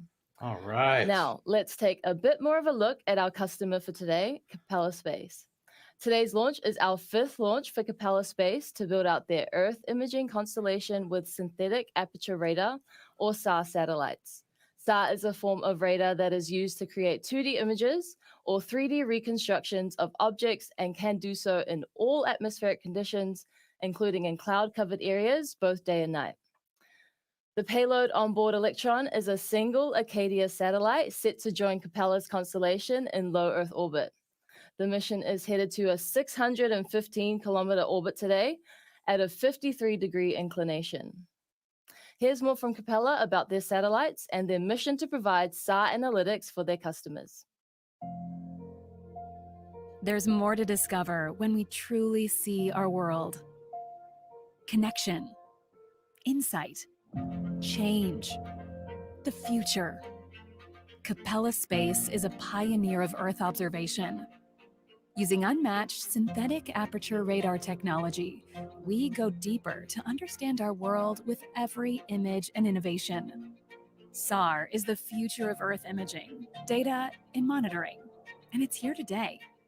Unlike passive optical satellites, SAR satellites use radio waves to actively capture high-quality images at any time and in all weather conditions, providing persistent observations like no other technology. But Capella is more than images and satellites. It's an innovation and analytics catalyst, consistently updating and advancing our technology to offer opportunities to see our world like never before. Capella is constantly reinventing what SAR can do. I saw a company that was taking innovation in space to the next level, being able to bring critical technology, in our case, synthetic aperture radar, the ability to look at the planet in a new way. Capella leads the Earth observation industry in many ways. The diversity of our orbits, the fidelity and quality of our data, and the ability to do direct tasking of our satellites and deliver that information directly to the user. As the first company to use a fully automated satellite tasking platform, Capella puts users in full control with our simple and secure cloud console and flexible API. Capella's API-first philosophy enables customers to easily integrate Capella's tasking capabilities into their own proprietary applications. Data is tasked, collected, and delivered with unparalleled speed and efficiency. Our satellites capture ultra-high resolution features and changes to produce the best quality imagery available. And with our no human in the loop system and rapid revisit, we deliver this data right when you need it. What we do here at Capella is we give ourselves many opportunities to push the boundaries of our technology and what would be seen as taking significant risk in just about any other space environment. But because we are deploying many satellites on a continuous basis, we have the ability to take risks without risking our customers' mission. Capella's advanced SAR satellites are deployed in a variety of orbits, enabling consistent coverage of the Earth and rapid satellite revisit for minimal gaps in observation. Capella's SAR platform and data products are mission-ready to deploy across a range of applications. From wide area coverage down to specific areas of interest, our flexible imaging modes are designed to match your operational needs. Capella's imagery enables highly accurate object detection and classification, so regardless of nighttime or weather conditions, you never miss a thing. In order to expand the use cases where SAR can be applied, Capella has stood up an ecosystem of analytics partners to address very specific needs of many different customers and their missions. Our high-quality, high-resolution SAR data and automated tasking platform is ideal for developing advanced AI-powered analytics for rapid decision-making. We see a world where SAR is the standard for Earth observation, connecting people and information in new and interesting ways. We are amplifying intelligence where customers need it most. All right, great time to be watching this launch, a sky full of SARs. It's great to be back on the pad again with another Capella Capella Space. mission. While you might not get to see it during the webcast, included in this launch will be the use of our own Rocket Lab designed satellite separation system. This is the mechanism that keeps Capella's satellite attached to Electron on the way to space, and which releases Acadia 3 once it's in its target orbit. A huge shout out to our team in Silver Spring, Maryland. They've provided their motorized light bands, advanced light bands, and canisterized satellite deployers to deliver over 1,000 satellites into space with 100% success. All right, everybody. I wanted to just give everybody a quick shout out. Thank you so much. For about 5 minutes until launch here. A little bit of a delay. So apologies that I went MIA for a minute. I had to move a boat in New Zealand to make sure that this went off smoothly. So I appreciate everyone's patience.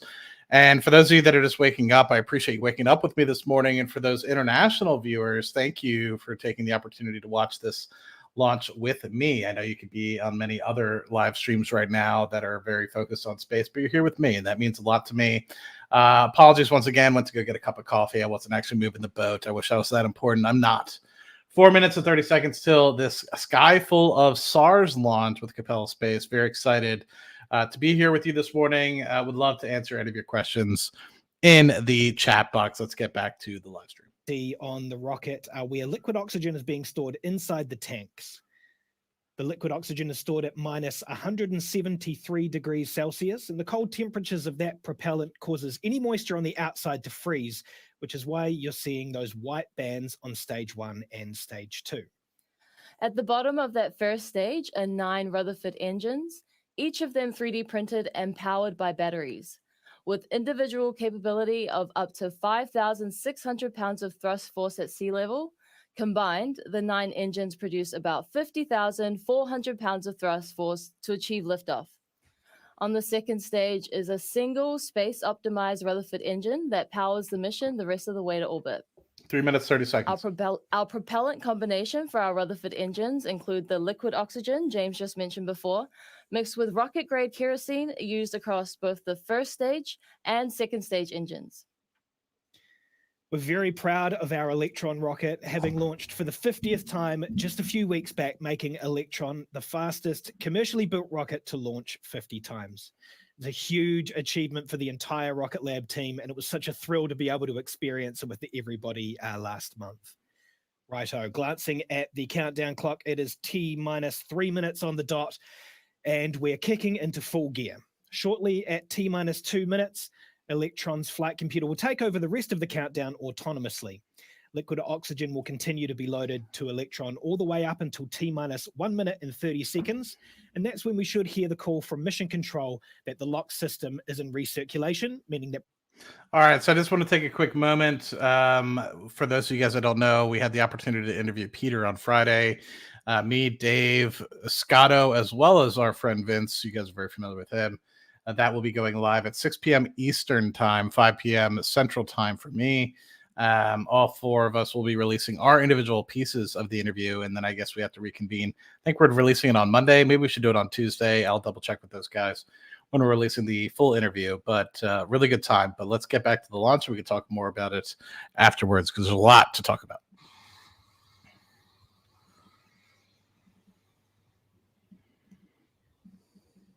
The vehicle is fully on internal power. AFGs is green and enabled for flight.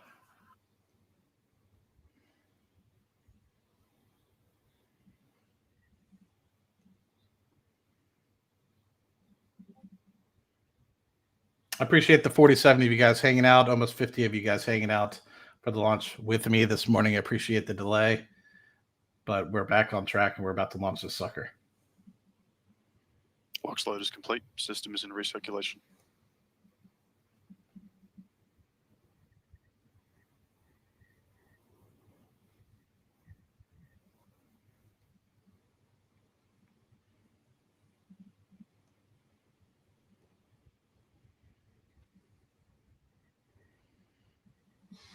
About a minute.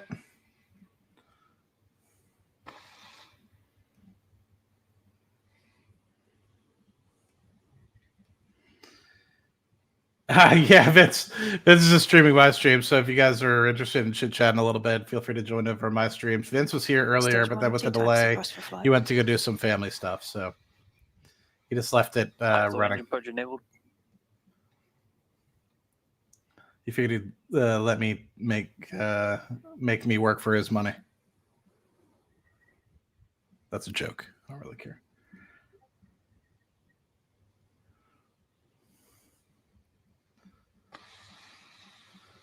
All right, T minus 20 seconds. T minus 20 seconds and counting. Sky full of SARs, which I'm not really the biggest fan of that name, but it is what it is. 10, 9, 8, 7, 6, 5, 4, 3, 2, 1. Liftoff. Let's go, baby! 52, baby.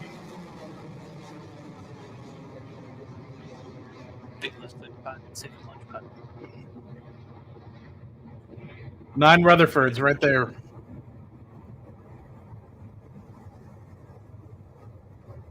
And it goes up, not sideways.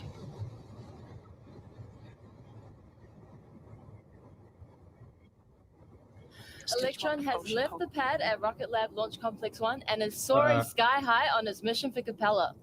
The first milestone the rocket will pass through is max Q, or maximum aerodynamic pressure, the crossover point between dynamic pressure increasing with speed and static pressure decreasing with altitude. Extra sparky today. It causes the most amount of physical stress on the vehicle, so it's one our team watches out for. That call out should be coming from mission control. Yeah, exactly. That's why I'm like I know it's another way to say like there's satellites that they're launching, but like I don't know. It was a big deal in the early 2000s in Asia. Like too soon. Looks like Vince got a haircut. Cleared max Q. Fat Harley with these haulers and Electron on. Has cleared max Q. Fat Harley. The rocket is performing nominally so far, now up to 2,100 kilometers an hour in speed as it soars past 20 kilometers in altitude. Occurring next will be 3 events across Electron that will happen within seconds of each other.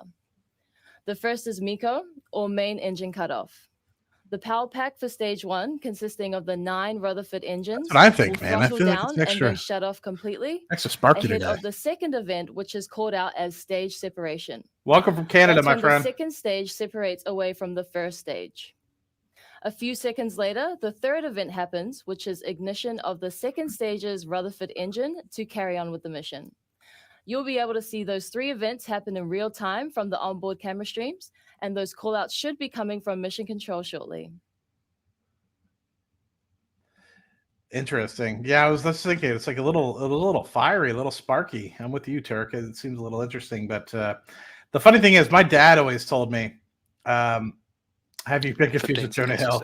Just Jonah Hill in general, not necessarily, not really from specifically War Dogs, but yes, the War Dogs one is the look that I'm going after with these sunglasses.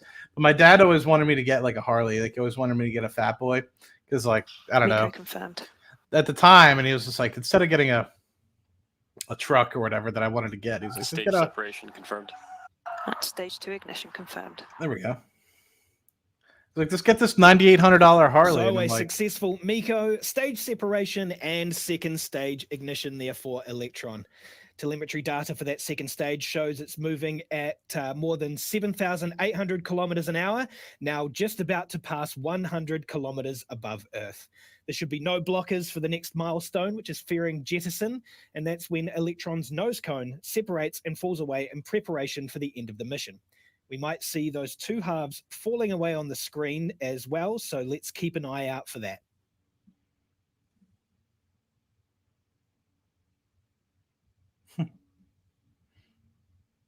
Well, even though it was sparky and it had me a little concerned, so that's why I was nervous talking my way through it. Guidance is nominal. Looks like we are okay. So thank you for the 60 of you being here. Thank you for waking up with me. HV battery discharge. Apologies for my tardiness. I was just grabbing a cup of coffee. But yeah, my dad wanted me to get a Harley, like a Fat Boy Harley. It was like $9,800. It's like 15 years ago. And I was like, probably not. So far, so good. Peter got the separations back in line. Heard that. There it goes. We heard the call from Mission Control that fairing separation has completed and introduced the Capella payload to space. The mission is now past 150 kilometers in altitude as we make our way to today's orbit, with the Rutherford engine powering Electron's second stage at speeds of more than 9,700 kilometers per hour. Now at 4 minutes and 30 seconds into the mission, we have a couple of minutes to go until our next mission milestone. That will be the battery hot swap on the second stage, currently expected to take place at the T+6 minute 30 mark. Meanwhile, Electron continues to perform nominally on its way to orbit for Capella. The payload is headed to a 615-kilometer circular Earth orbit, where it will join the rest of Capella's constellation of Earth-observing small sats.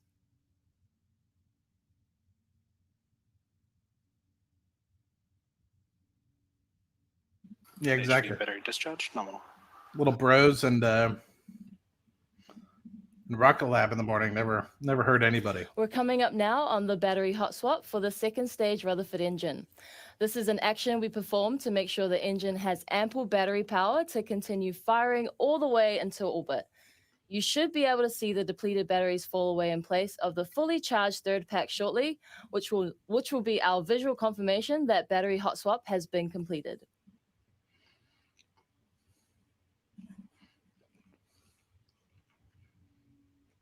Oh, it's my guy, Stefan. Guidance is nominal. 200 seconds remaining. What's up, my guy? I didn't realize I was you that wrote that. Buy a cool car. Can't afford it. I'm broke. Spy was a better investment. Agreed. Max Q, my guy. HVB battery discharge, nominal. Approaching hot swap in roughly 30 seconds.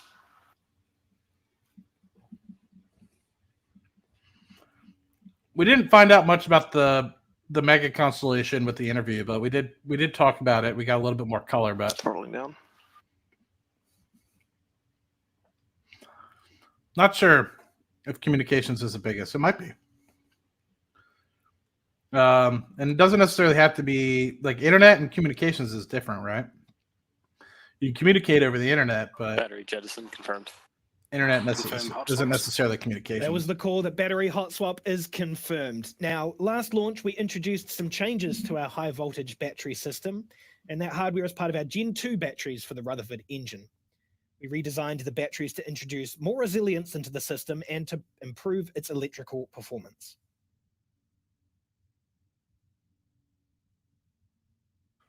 7 minutes and 5 seconds into the mission, hearing nominal calls here from our operators in Rocket Lab Mission Control, and all remains healthy with Capella's satellites on board. If we can bring up the propellant overlays there, here we go. We'll see we've got about 27% propellant remaining in our stage 2 burn. Still about 2 minutes to go until the end of that burn, but as you can see, the nozzle continues to glow hot and bright as we approach 7 minutes and 30 seconds into flight. Yeah, I mean, we talked a good bit about the constellation. We talked about haste. We talked about everything in the interview. HV battery discharge, holding nominal. That you guys will be able to see. T+7 minutes and 48 seconds into flight, and Electron's stage 2 burn continues nominally. We're getting some beautiful views of the darkness of space from the onboard camera as we make our way around the globe ahead of orbital insertion, which should occur just off of the coast of Antarctica. Yeah, -177 is cold. Yeah, we talked about a lot of things, man. Like, I feel like everyone's worried about constellation because that's what they see what Starlink is doing. And, like, I get it. But there's so many other avenues for increasing the backlog. And even having I had a really good conversation with Adam. As we've been listening in to Mission Control, our GNC operator has confirmed guidance is nominal, and we're about 45 seconds away from second engine cutoff or SECO, followed by kick stage separation. We're looking for that magic number there, just over 27,000 kilometers per hour, which marks orbital velocity. Yeah. Guidance is in terminal. 20 seconds remaining. I asked Adam a good question about Mega Constellation, about like what's their break even and stuff of the like with when they're obviously using Neutron to launch satellites, and he gave a really good answer. Made me feel really comfortable about how they're thinking about it. You got to watch the interview to find out. Seco confirmed. That's kind of cool, seeing the dimming of the Stage 3 separation confirmed. Seco confirmed across the nets, as you can tell from the nozzle on your screen, as you could tell from it getting cold as the engine shut down as planned. The kick stage has also successfully been released from the second stage and is now entering what we call the coast phase. For the next 40 or so minutes, the kick stage will be in an elliptical orbit around Earth before the Curie engine ignites and raises the kick stage's perigee to put us into a circular orbit. From here, we'll deploy Capella's Acadia satellite into its place in the constellation.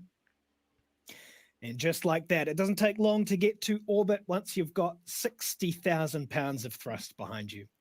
We'll take a bit of a break on the webcast now, but we'll be back with you closer to payload deployment to listen in on those final moments from mission control. Payload deployment's expected in about T plus 56 minutes, so we'll see you back here soon. All right, everybody. So I have time to chit chat with you guys. I won't be here for announcement of. Let's get this off so they don't demonetize me, because they did last time. The sunglasses do come out for rocket launches and Palantir Weekly, yes, especially when the stock is up. If it's not, it just kind of looks a little messed up. You know what I mean? It's like the tuxedo part when you're watching Step Brothers, and he farts and he's like, now that the tuxedos seem a little messed up. But anyway,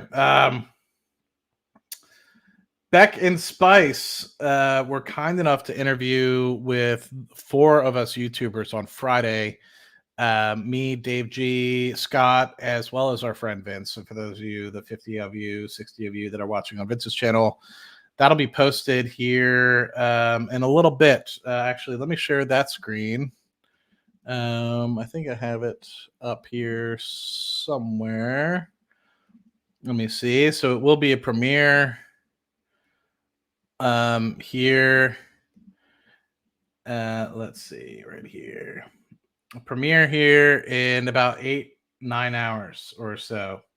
So luckily for us, people are like, oh, there's just like a random interview. It's like, no. Like, we actually had a legit interview, all of us. We actually got our individual questions in. Unfortunately, we all were hoping to kind of get some sort of alone time with them. But of course, they're busy people.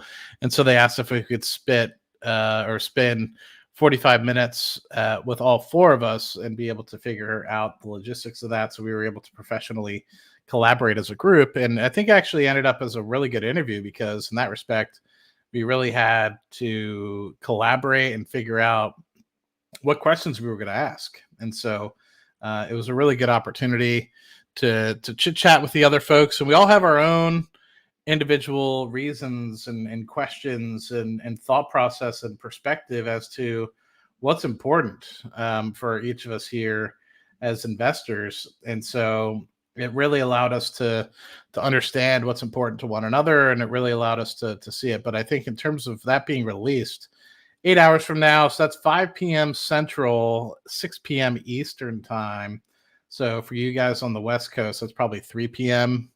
West Coast time. So keep your eyes peeled for that. And I guess for those friends that are in the UK, it'd be like 11 or noonish if you're at kind of GMT 0. So hopefully you guys can do well with that and answer any of the questions that I had kind of prefacing the video. Who's your favorite question that got answered, etc. And so it'll be kind of like a around the way, because you'll have to go. If you want to watch it in order, you'd watch Vince's first, you'd watch Dave's second, you'd watch mine third, and you'd watch Scott's last. That's kind of how we asked, but they're standalone, right? You don't need to watch it in order by any means. And then we'll release the video for the full interview in a couple days' time as well. Do you think if you launched a fish into space but left it in water in a perfect environment that it would notice? Yes, because eventually it would get cold and freeze to death. Matt, I know Dave is hoping to attend Neutron launch when it happens. Will you and Vince be hoping to attend? Yes, and I've been in contact with Chris, and he's kind of a Virginian in the area, and so I've been chatting with him about good hotels and stuff to stay at. You're my premier, our premier. It'll always be our premier. Got your Rocket Lab cap for the launch. Only cost you £50 from the US. Money well spent, but could have been spent on shares. Sometimes you got to live for the happiness. Nominal launch. Yes, sir. Nominal launch. My headset died. Nominal launch. No problems with it. As expected. It did look a little sparky. So from that perspective, a few of us were like, oh, it looks a little fiery. And then from the glare on the camera, it looked like the whole rocket went up in flames for like a split second. And then we realized it was kind of just like the glare. So because of the glare from the orange and the ice on the camera, it looked like the whole rocket went up in flames for a second. And then that melted.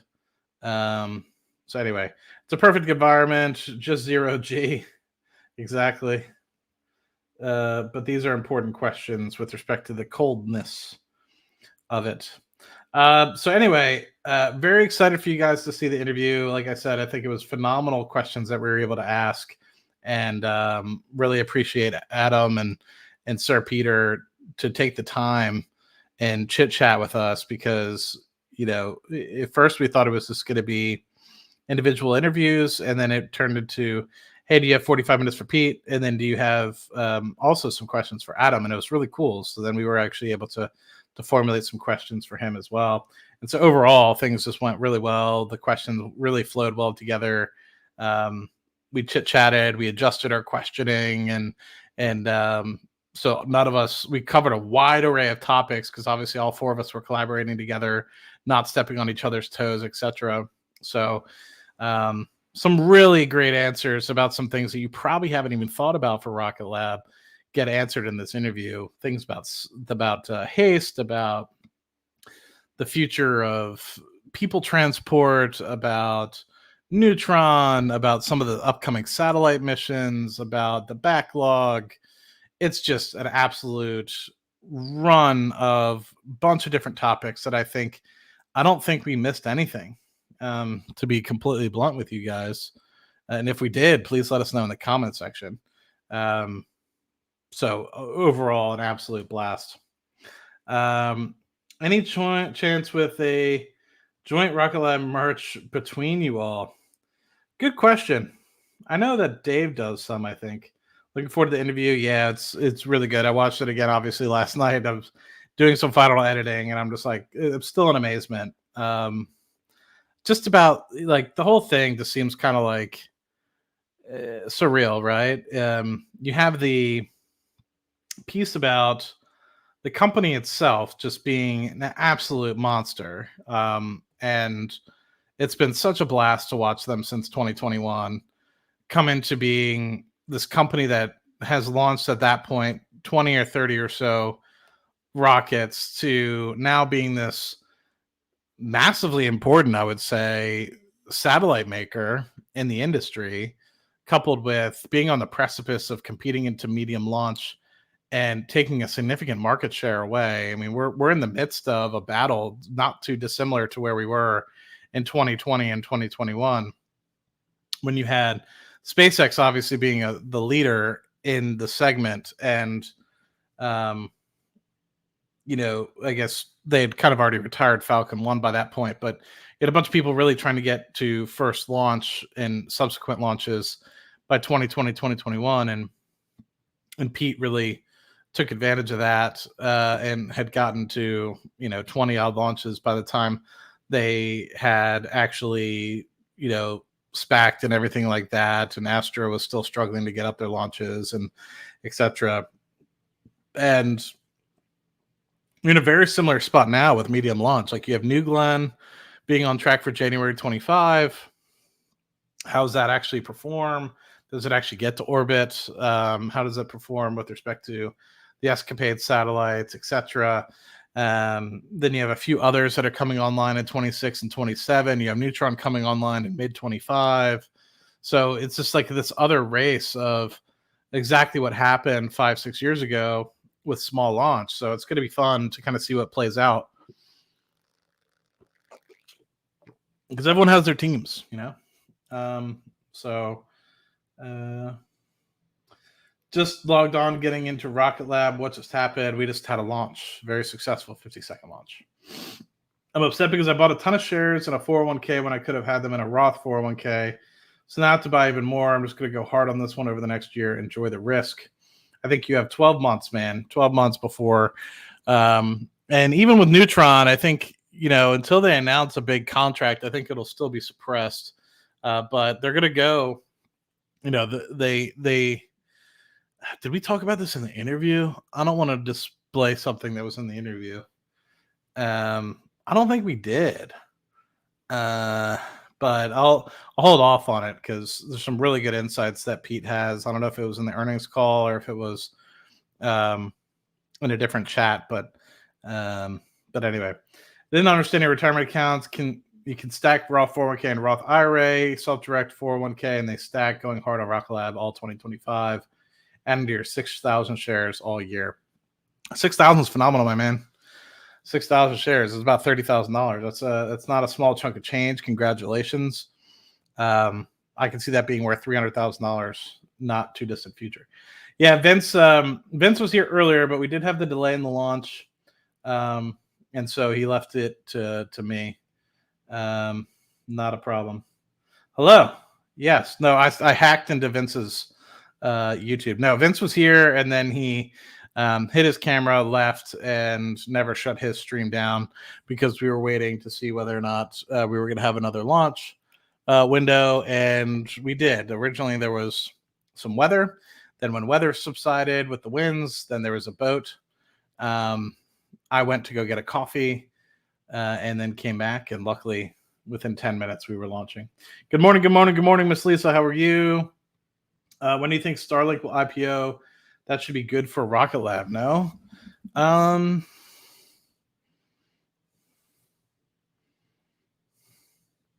don't know. That's a hard one. I don't know the answer to that one. You were too conservative, Matt. This will be 20 before the end of the year. Look at garbage like ASTS, no revenue, 6 billion market cap in a month from 300 million market cap.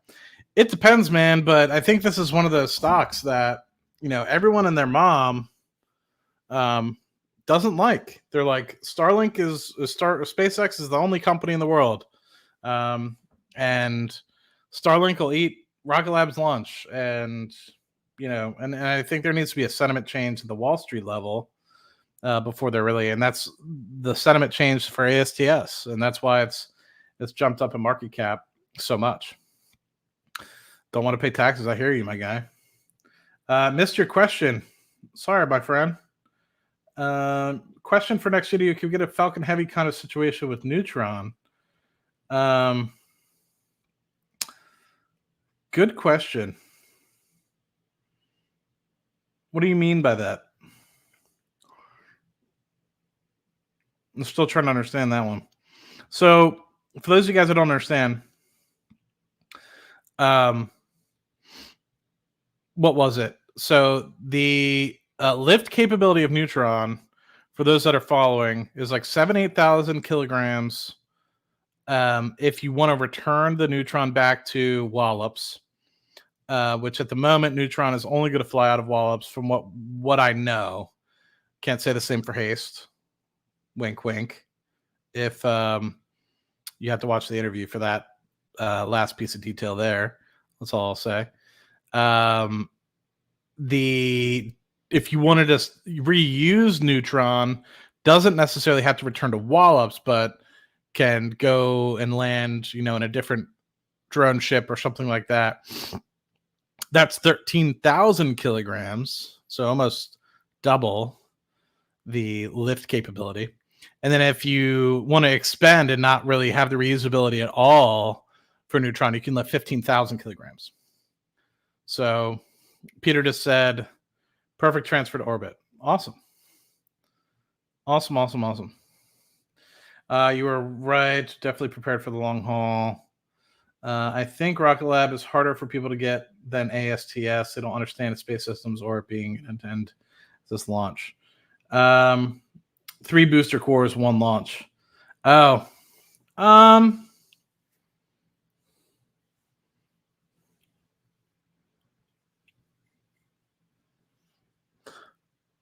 I don't think so.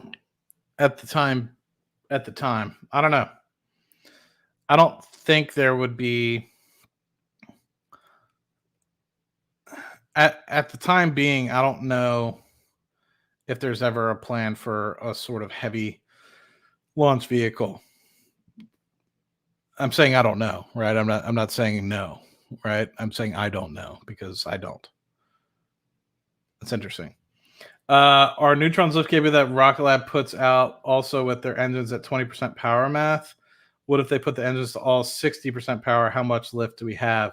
I think that's the 15,000 kilograms non-reusable, right? So 13,000 kilograms it's if you want to reuse it, land it again, and then the 15,000 kilograms is if it's expendable, and that's on the website. But whether or not that's full, I don't know. And there's some optimization in there as well, like we were talking about with Electron. Some of the things, and we've heard about like efficiencies, and people are like, ooh, is that like 20%? It's not 20%. It's like a couple percent, but you can find a little bit more granularity about those details. What's my bear case? It goes to fucking 0. Just kidding. But no, seriously, I mean, it's a rocket company at the end of the day. I think that before it actually goes to 0, it gets bought out or sold, right? I think these guys are smart enough to know. I mean, I don't think that they will fail, but I think that they're smart enough to know that if they're on a trajectory for bad pastures, that they would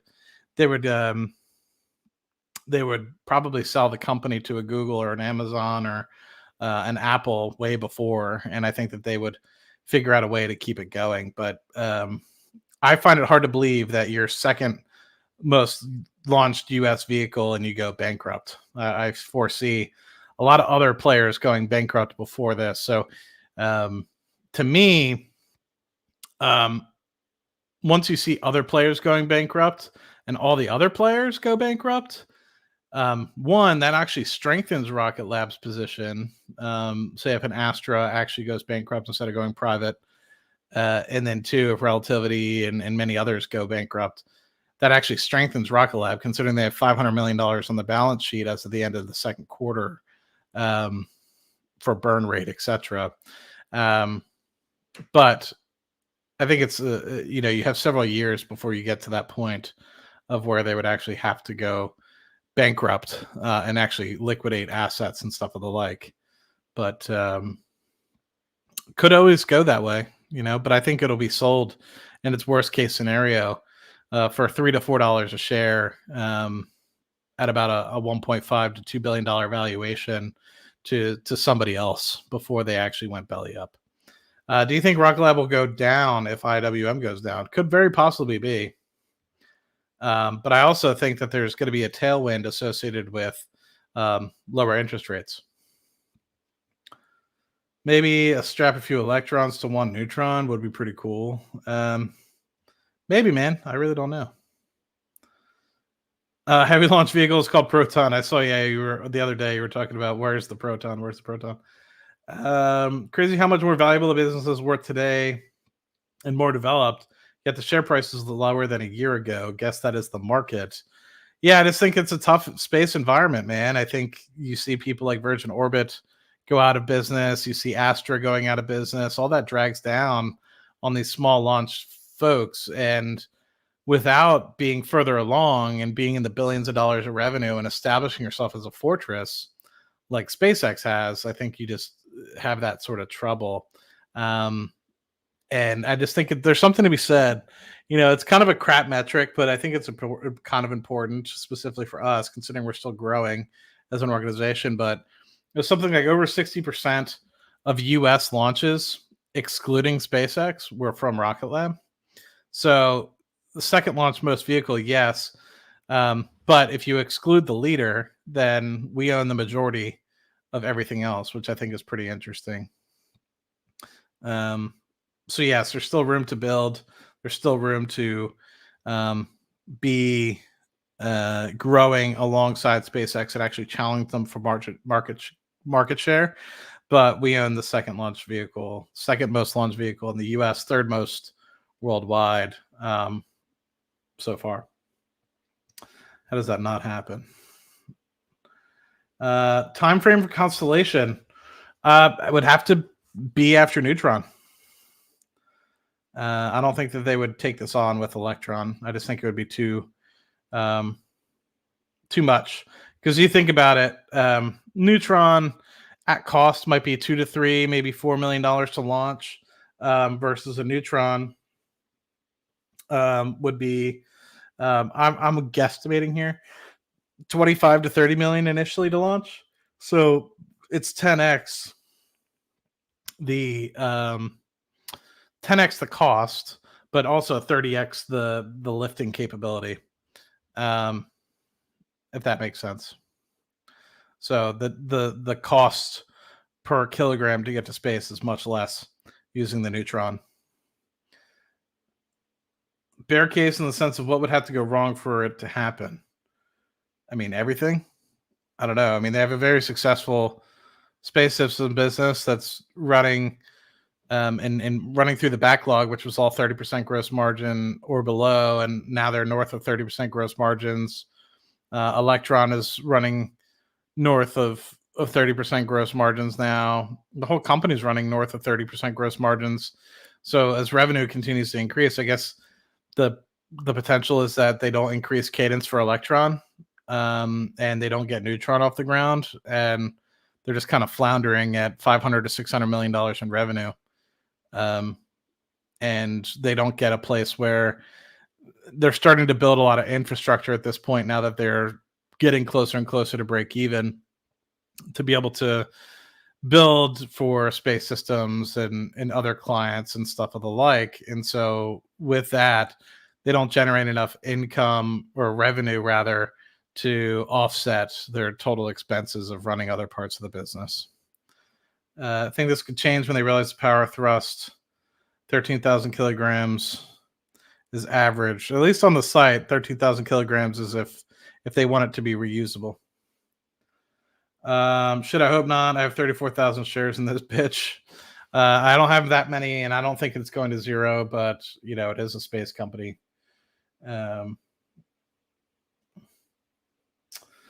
2026. I don't know what this is in reference to. Why isn't using SpaceX?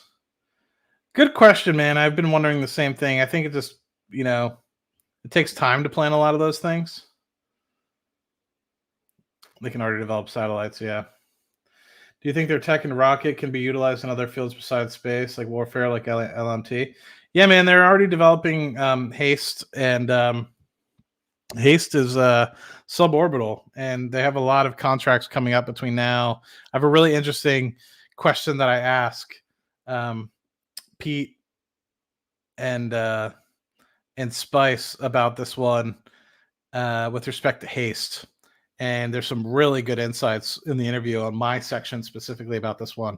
And then Scotto follows up with HASTE questions as well. So if you guys are particular about HASTE and the potential defense piece of it, be sure to check out my part and Scott's part of the interview. Does Pete have issues recruiting the top talent? Pete is the top talent, so I don't think so. And based off of what I've seen so far, I'm saying no. I've seen a lot of people saying that they can't get jobs. So to me, and I've seen some of the candidates, some of them are smart, not to say that they aren't, but some of them I'm like, yeah, I kind of get it. Everyone I've seen and heard from at Rocket Lab has been top tier. When do you see institutional investors getting excited about space and Rocket Lab?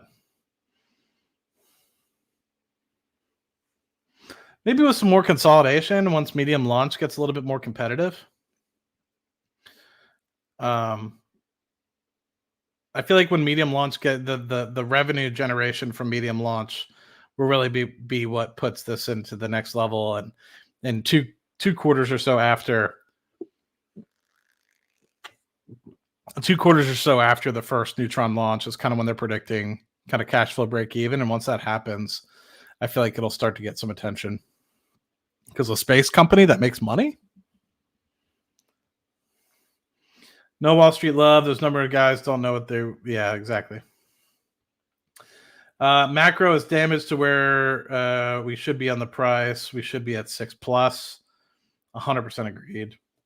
Say what you will about making an efficient vehicle, but holy shit, that Starship is badass when it cracks off. It's a pretty insane. Not gonna lie, but I'm just kind of curious, like, and I feel like we had a good conversation. It's not completely related to this, but it goes back to a question I asked Peter. And you guys will know when you hear it, but it was basically, why aren't you doing this? And it was basically like, the market's not there for it yet, right? So just like initially, I think that they at Rocket Lab, they weren't going to build a medium launch vehicle, which is why Pete had to eat his hat, right? Because originally they thought, I think, small launch was going to be the majority of what people wanted. And then I guess the market kind of grew to actually expand into potentially wanting medium launch. And so what I will say is there's nothing that's off the table from my perspective as a shareholder, and after having the conversation on Friday with Sir Peter and with Spice, nothing's off the table. They just want to make sure there's a market for it. And that'll make sense to you guys when you watch the interview. You'll be like, okay, that makes sense. Because I asked a direct question like, you guys said you're looking into something. What happened with that? And they're like, yeah, we're capable to do it. It's just there's no market for it at the moment. And maybe there'll be a market and we'll have that ability to shift if that market grows. But for right now, we don't see it. And so it's like, oh, shit. So if heavy becomes an opportunity, I don't think Rocket Lab's going to shy away from it. And if other things become an opportunity, I don't think Rocket Lab's going to shy away from it. I think they're just looking for, is there sustainable? Because there's a lot of great nuggets that were like, we could have bases all around the world, pretty much. I'm probably speaking too much at this point, but it's like, is it going to be profitable for you as an organization, as a country, etc.? And so, there's more color on that in the interview, but that's all I'll say. Selling some shares next week to grab some cap gains losses to offset some gains needed to wait 30 days for wash sale. I can jump back in before rate cuts, but where would you park some money? I just wouldn't sell it all. If you're asking me, I wouldn't sell it all. I don't play that tax game. I play the long game. But where would I park money for the next 30 days? If you really are forced to sell for some reason, just keep the cash. Put it in a savings account,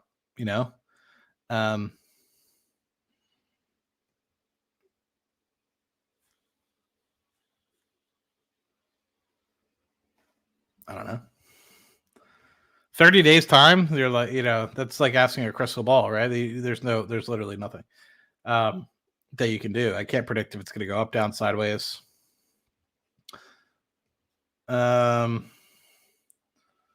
Institutional ownership is increasing over the years. Good sign indeed. We are too diverse. The most grows daily. The moat grows daily. I agree. Like the most. I was like, I don't know what you mean.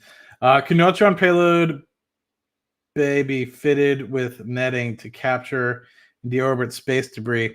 I think the best person to answer this at the moment is Astroscale and what they're trying to do to help deorbit stuff and that at the moment. But we talk a little bit about that in the interview as well. So, bear case, God turns off space. Yeah, you just look up one day, there's just no stars.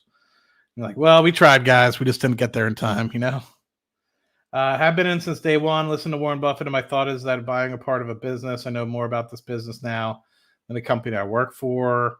Looking forward to the interview. Yeah, man, I can't, like, you guys are thinking I'm trying to market it. Like, you guys know me. I try not to toot my own horn too much, but the whole time I'm sitting there like, this is a rock star interview. I don't think it could have gone any better.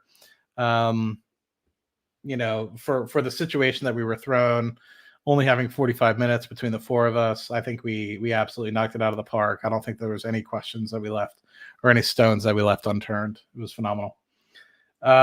Yes, the best way, if you want to like watch it in order, it would go Vince, Dave, me, Scott, right? That's how we kind of went through it.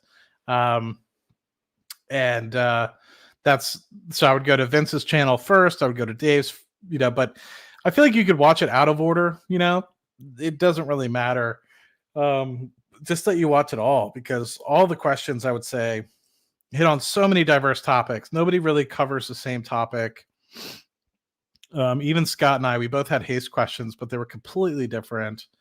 And, you have four investors, four different outlooks, four different perspectives, diversity through being able to collaborate with each other.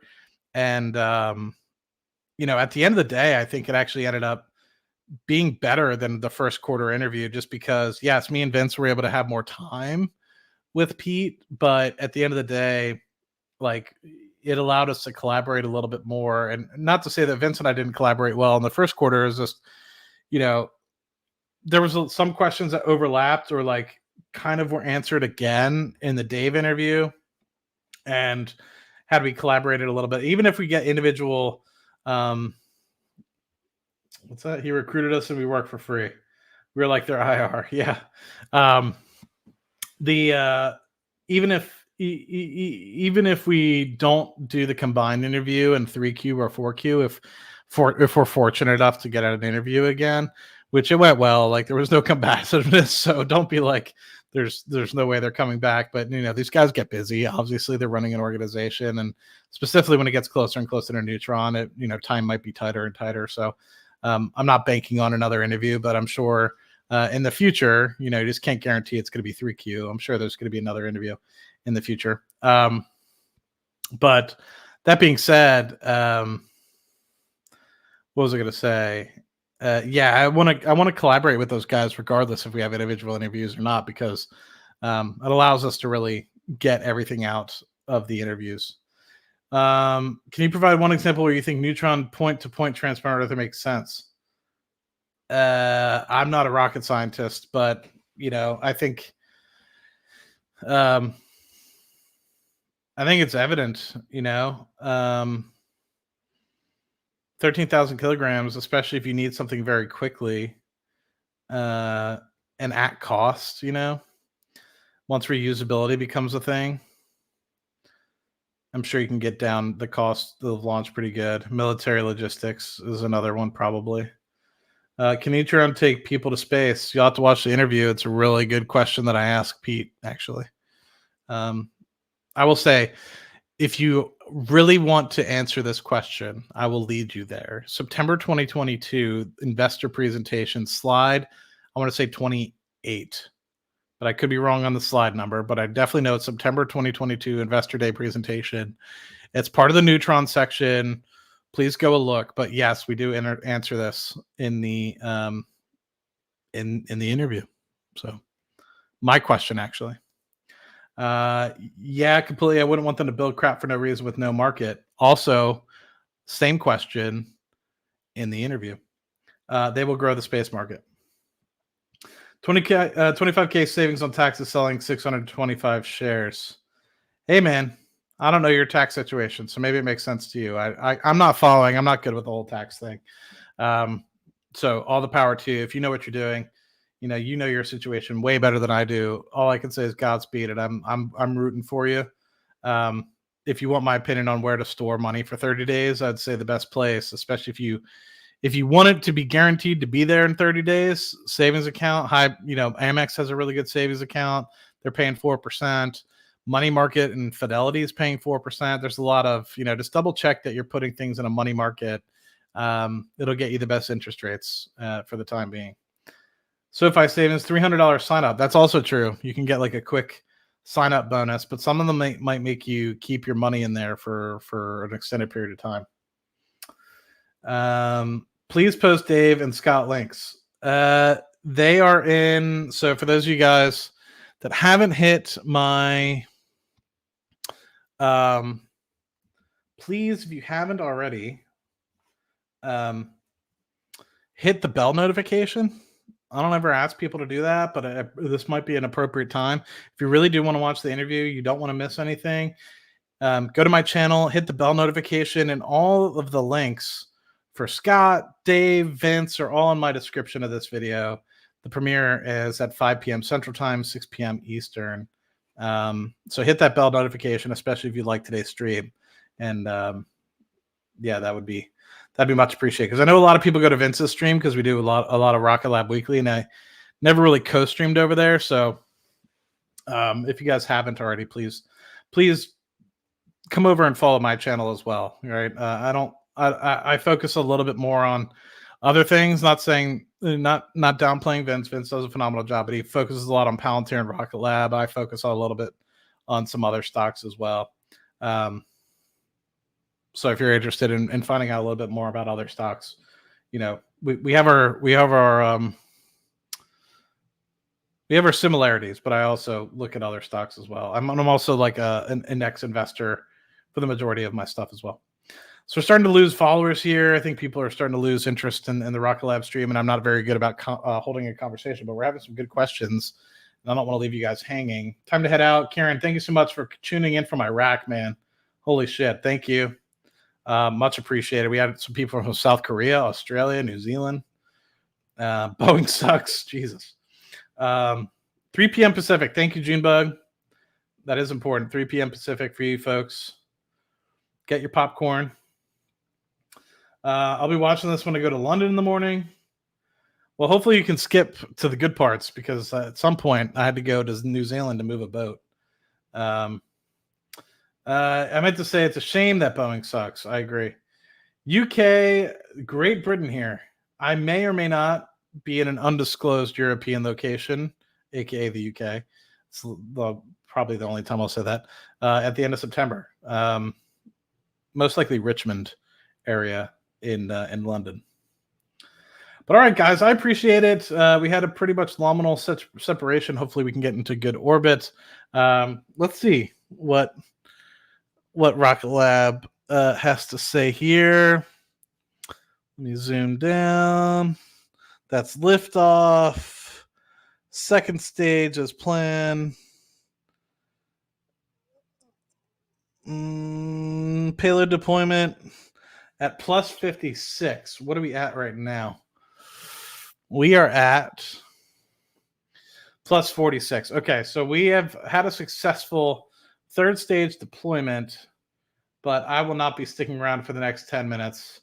I'm going to get after some articles that I need to write, Dutch Bros being one of them, Palantir and Rocket Lab being others.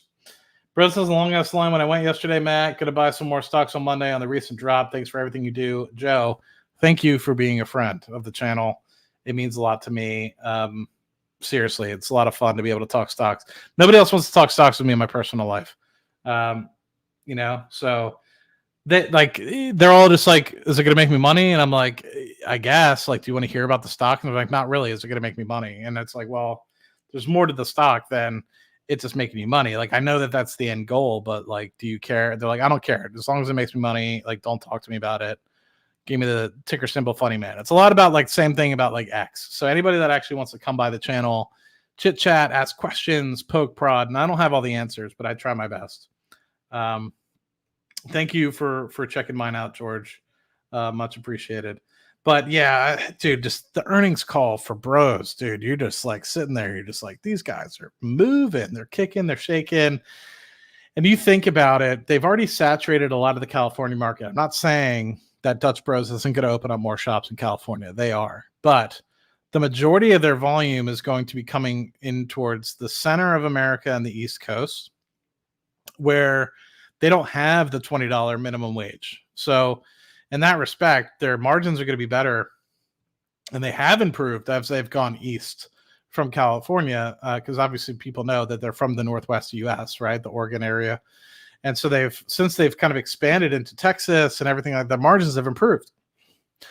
Some of that from menu prices and things of the like, but also just because labor gets cheaper as you go east. And so we're now in the precipice of moving towards the Northeast, and prices are even going to get even better. So not far from where I'm working, grab a beer. My man, didn't realize Bros was under $30. My guy, I increased my position 60% the other day when it dropped.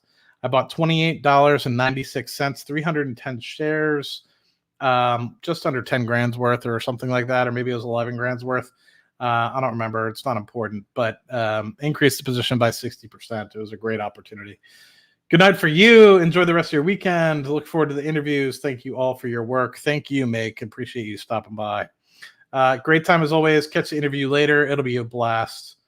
Bros needs to have an online ordering app working at 100% of the stores. It's coming, my guy. It's coming. They talk about it a good bit in the earnings call. So all good with that. And most Bros have kind of a single line consolidating down to the window where you pick up your order, and sometimes they'll be able to walk out your order and hand it to you before you get to the window.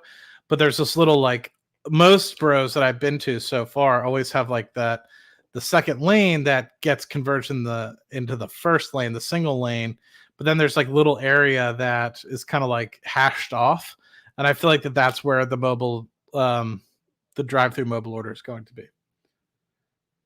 I think I just heard something. Did I just hear something?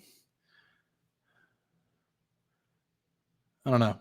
I have this on mute. So anyway, you guys rock. I appreciate you. I'm starting to fall asleep again. I need to go take a nap before I finish up writing this stuff. Love Bros. However, worried about the dollar spent on expansions. It's temporary.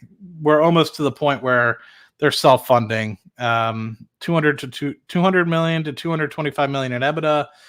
They're pulling back a little bit on cap expenditures, hoping to get a little bit of relief with the interest rates. At least that's what they talked about in the earnings call.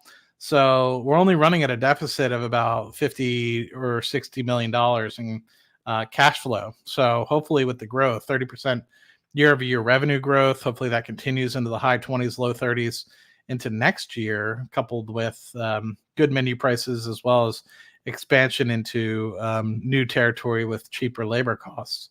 Hopefully we maintain about a 30% year-over-year revenue growth going into 25. And if that's the case, I foresee being maybe like 20 to 30 million in the deficit for next year. But by 2026, I kind of imagine close to a break even in terms of CapEx spend. Now, of course, there's always going to be other things that come into play as well. But I assume by 2026, 2027, we'll kind of get to that break even point. And I think that was part of the reason why they pulled back, I think, on the stock. Analysts did, because they asked point blank, like, when are you guys going to break even? They're like, it's not 25. So we're afraid at the moment to kind of give any sort of guidance for anything beyond 2025, because obviously recessions and stuff could obviously happen in 25. And there's a weakening of the consumer a slight bit from what they've observed. So before, generally speaking, just because it gets colder out in 3Q and 4Q in the United States, people generally are spending less. Generally, the second quarter is always their best, right? It's springtime, early summer, so people are getting out of their houses and they're spending more money. Late 3Q, 4Q, people are looking more towards, saving for the rest of the year, for Christmas, etc. So the consumer isn't spending as much. So that being said, 3Q and 4Q for Bros, it grows year over year, but quarter over quarter, it generally doesn't look as good because second quarter, there's always a huge bump up from the first quarter to the second quarter for Bros, at least for the past 3 to 4 years. And so I think people were kind of concerned hearing that they don't really see a large growth of revenue quarter over quarter, but year over year, they expect massive growth. And so anyway, just some food for thought there that really pulled back, I think, and scared analysts. But I think for me, looking at that was an opportunity to buy. So I pulled the trigger. So anyway, I'm losing everybody. Only 20 of you guys on. You're probably getting your midday started, going to church or getting your coffees, etc. But yeah, Dutch Bros are pulling up everywhere. I agree. You guys rock. Appreciate it. I'm going to take a nap and then I'm going to finish up some of these articles for you guys. Hope you guys enjoy. Talk to you guys soon.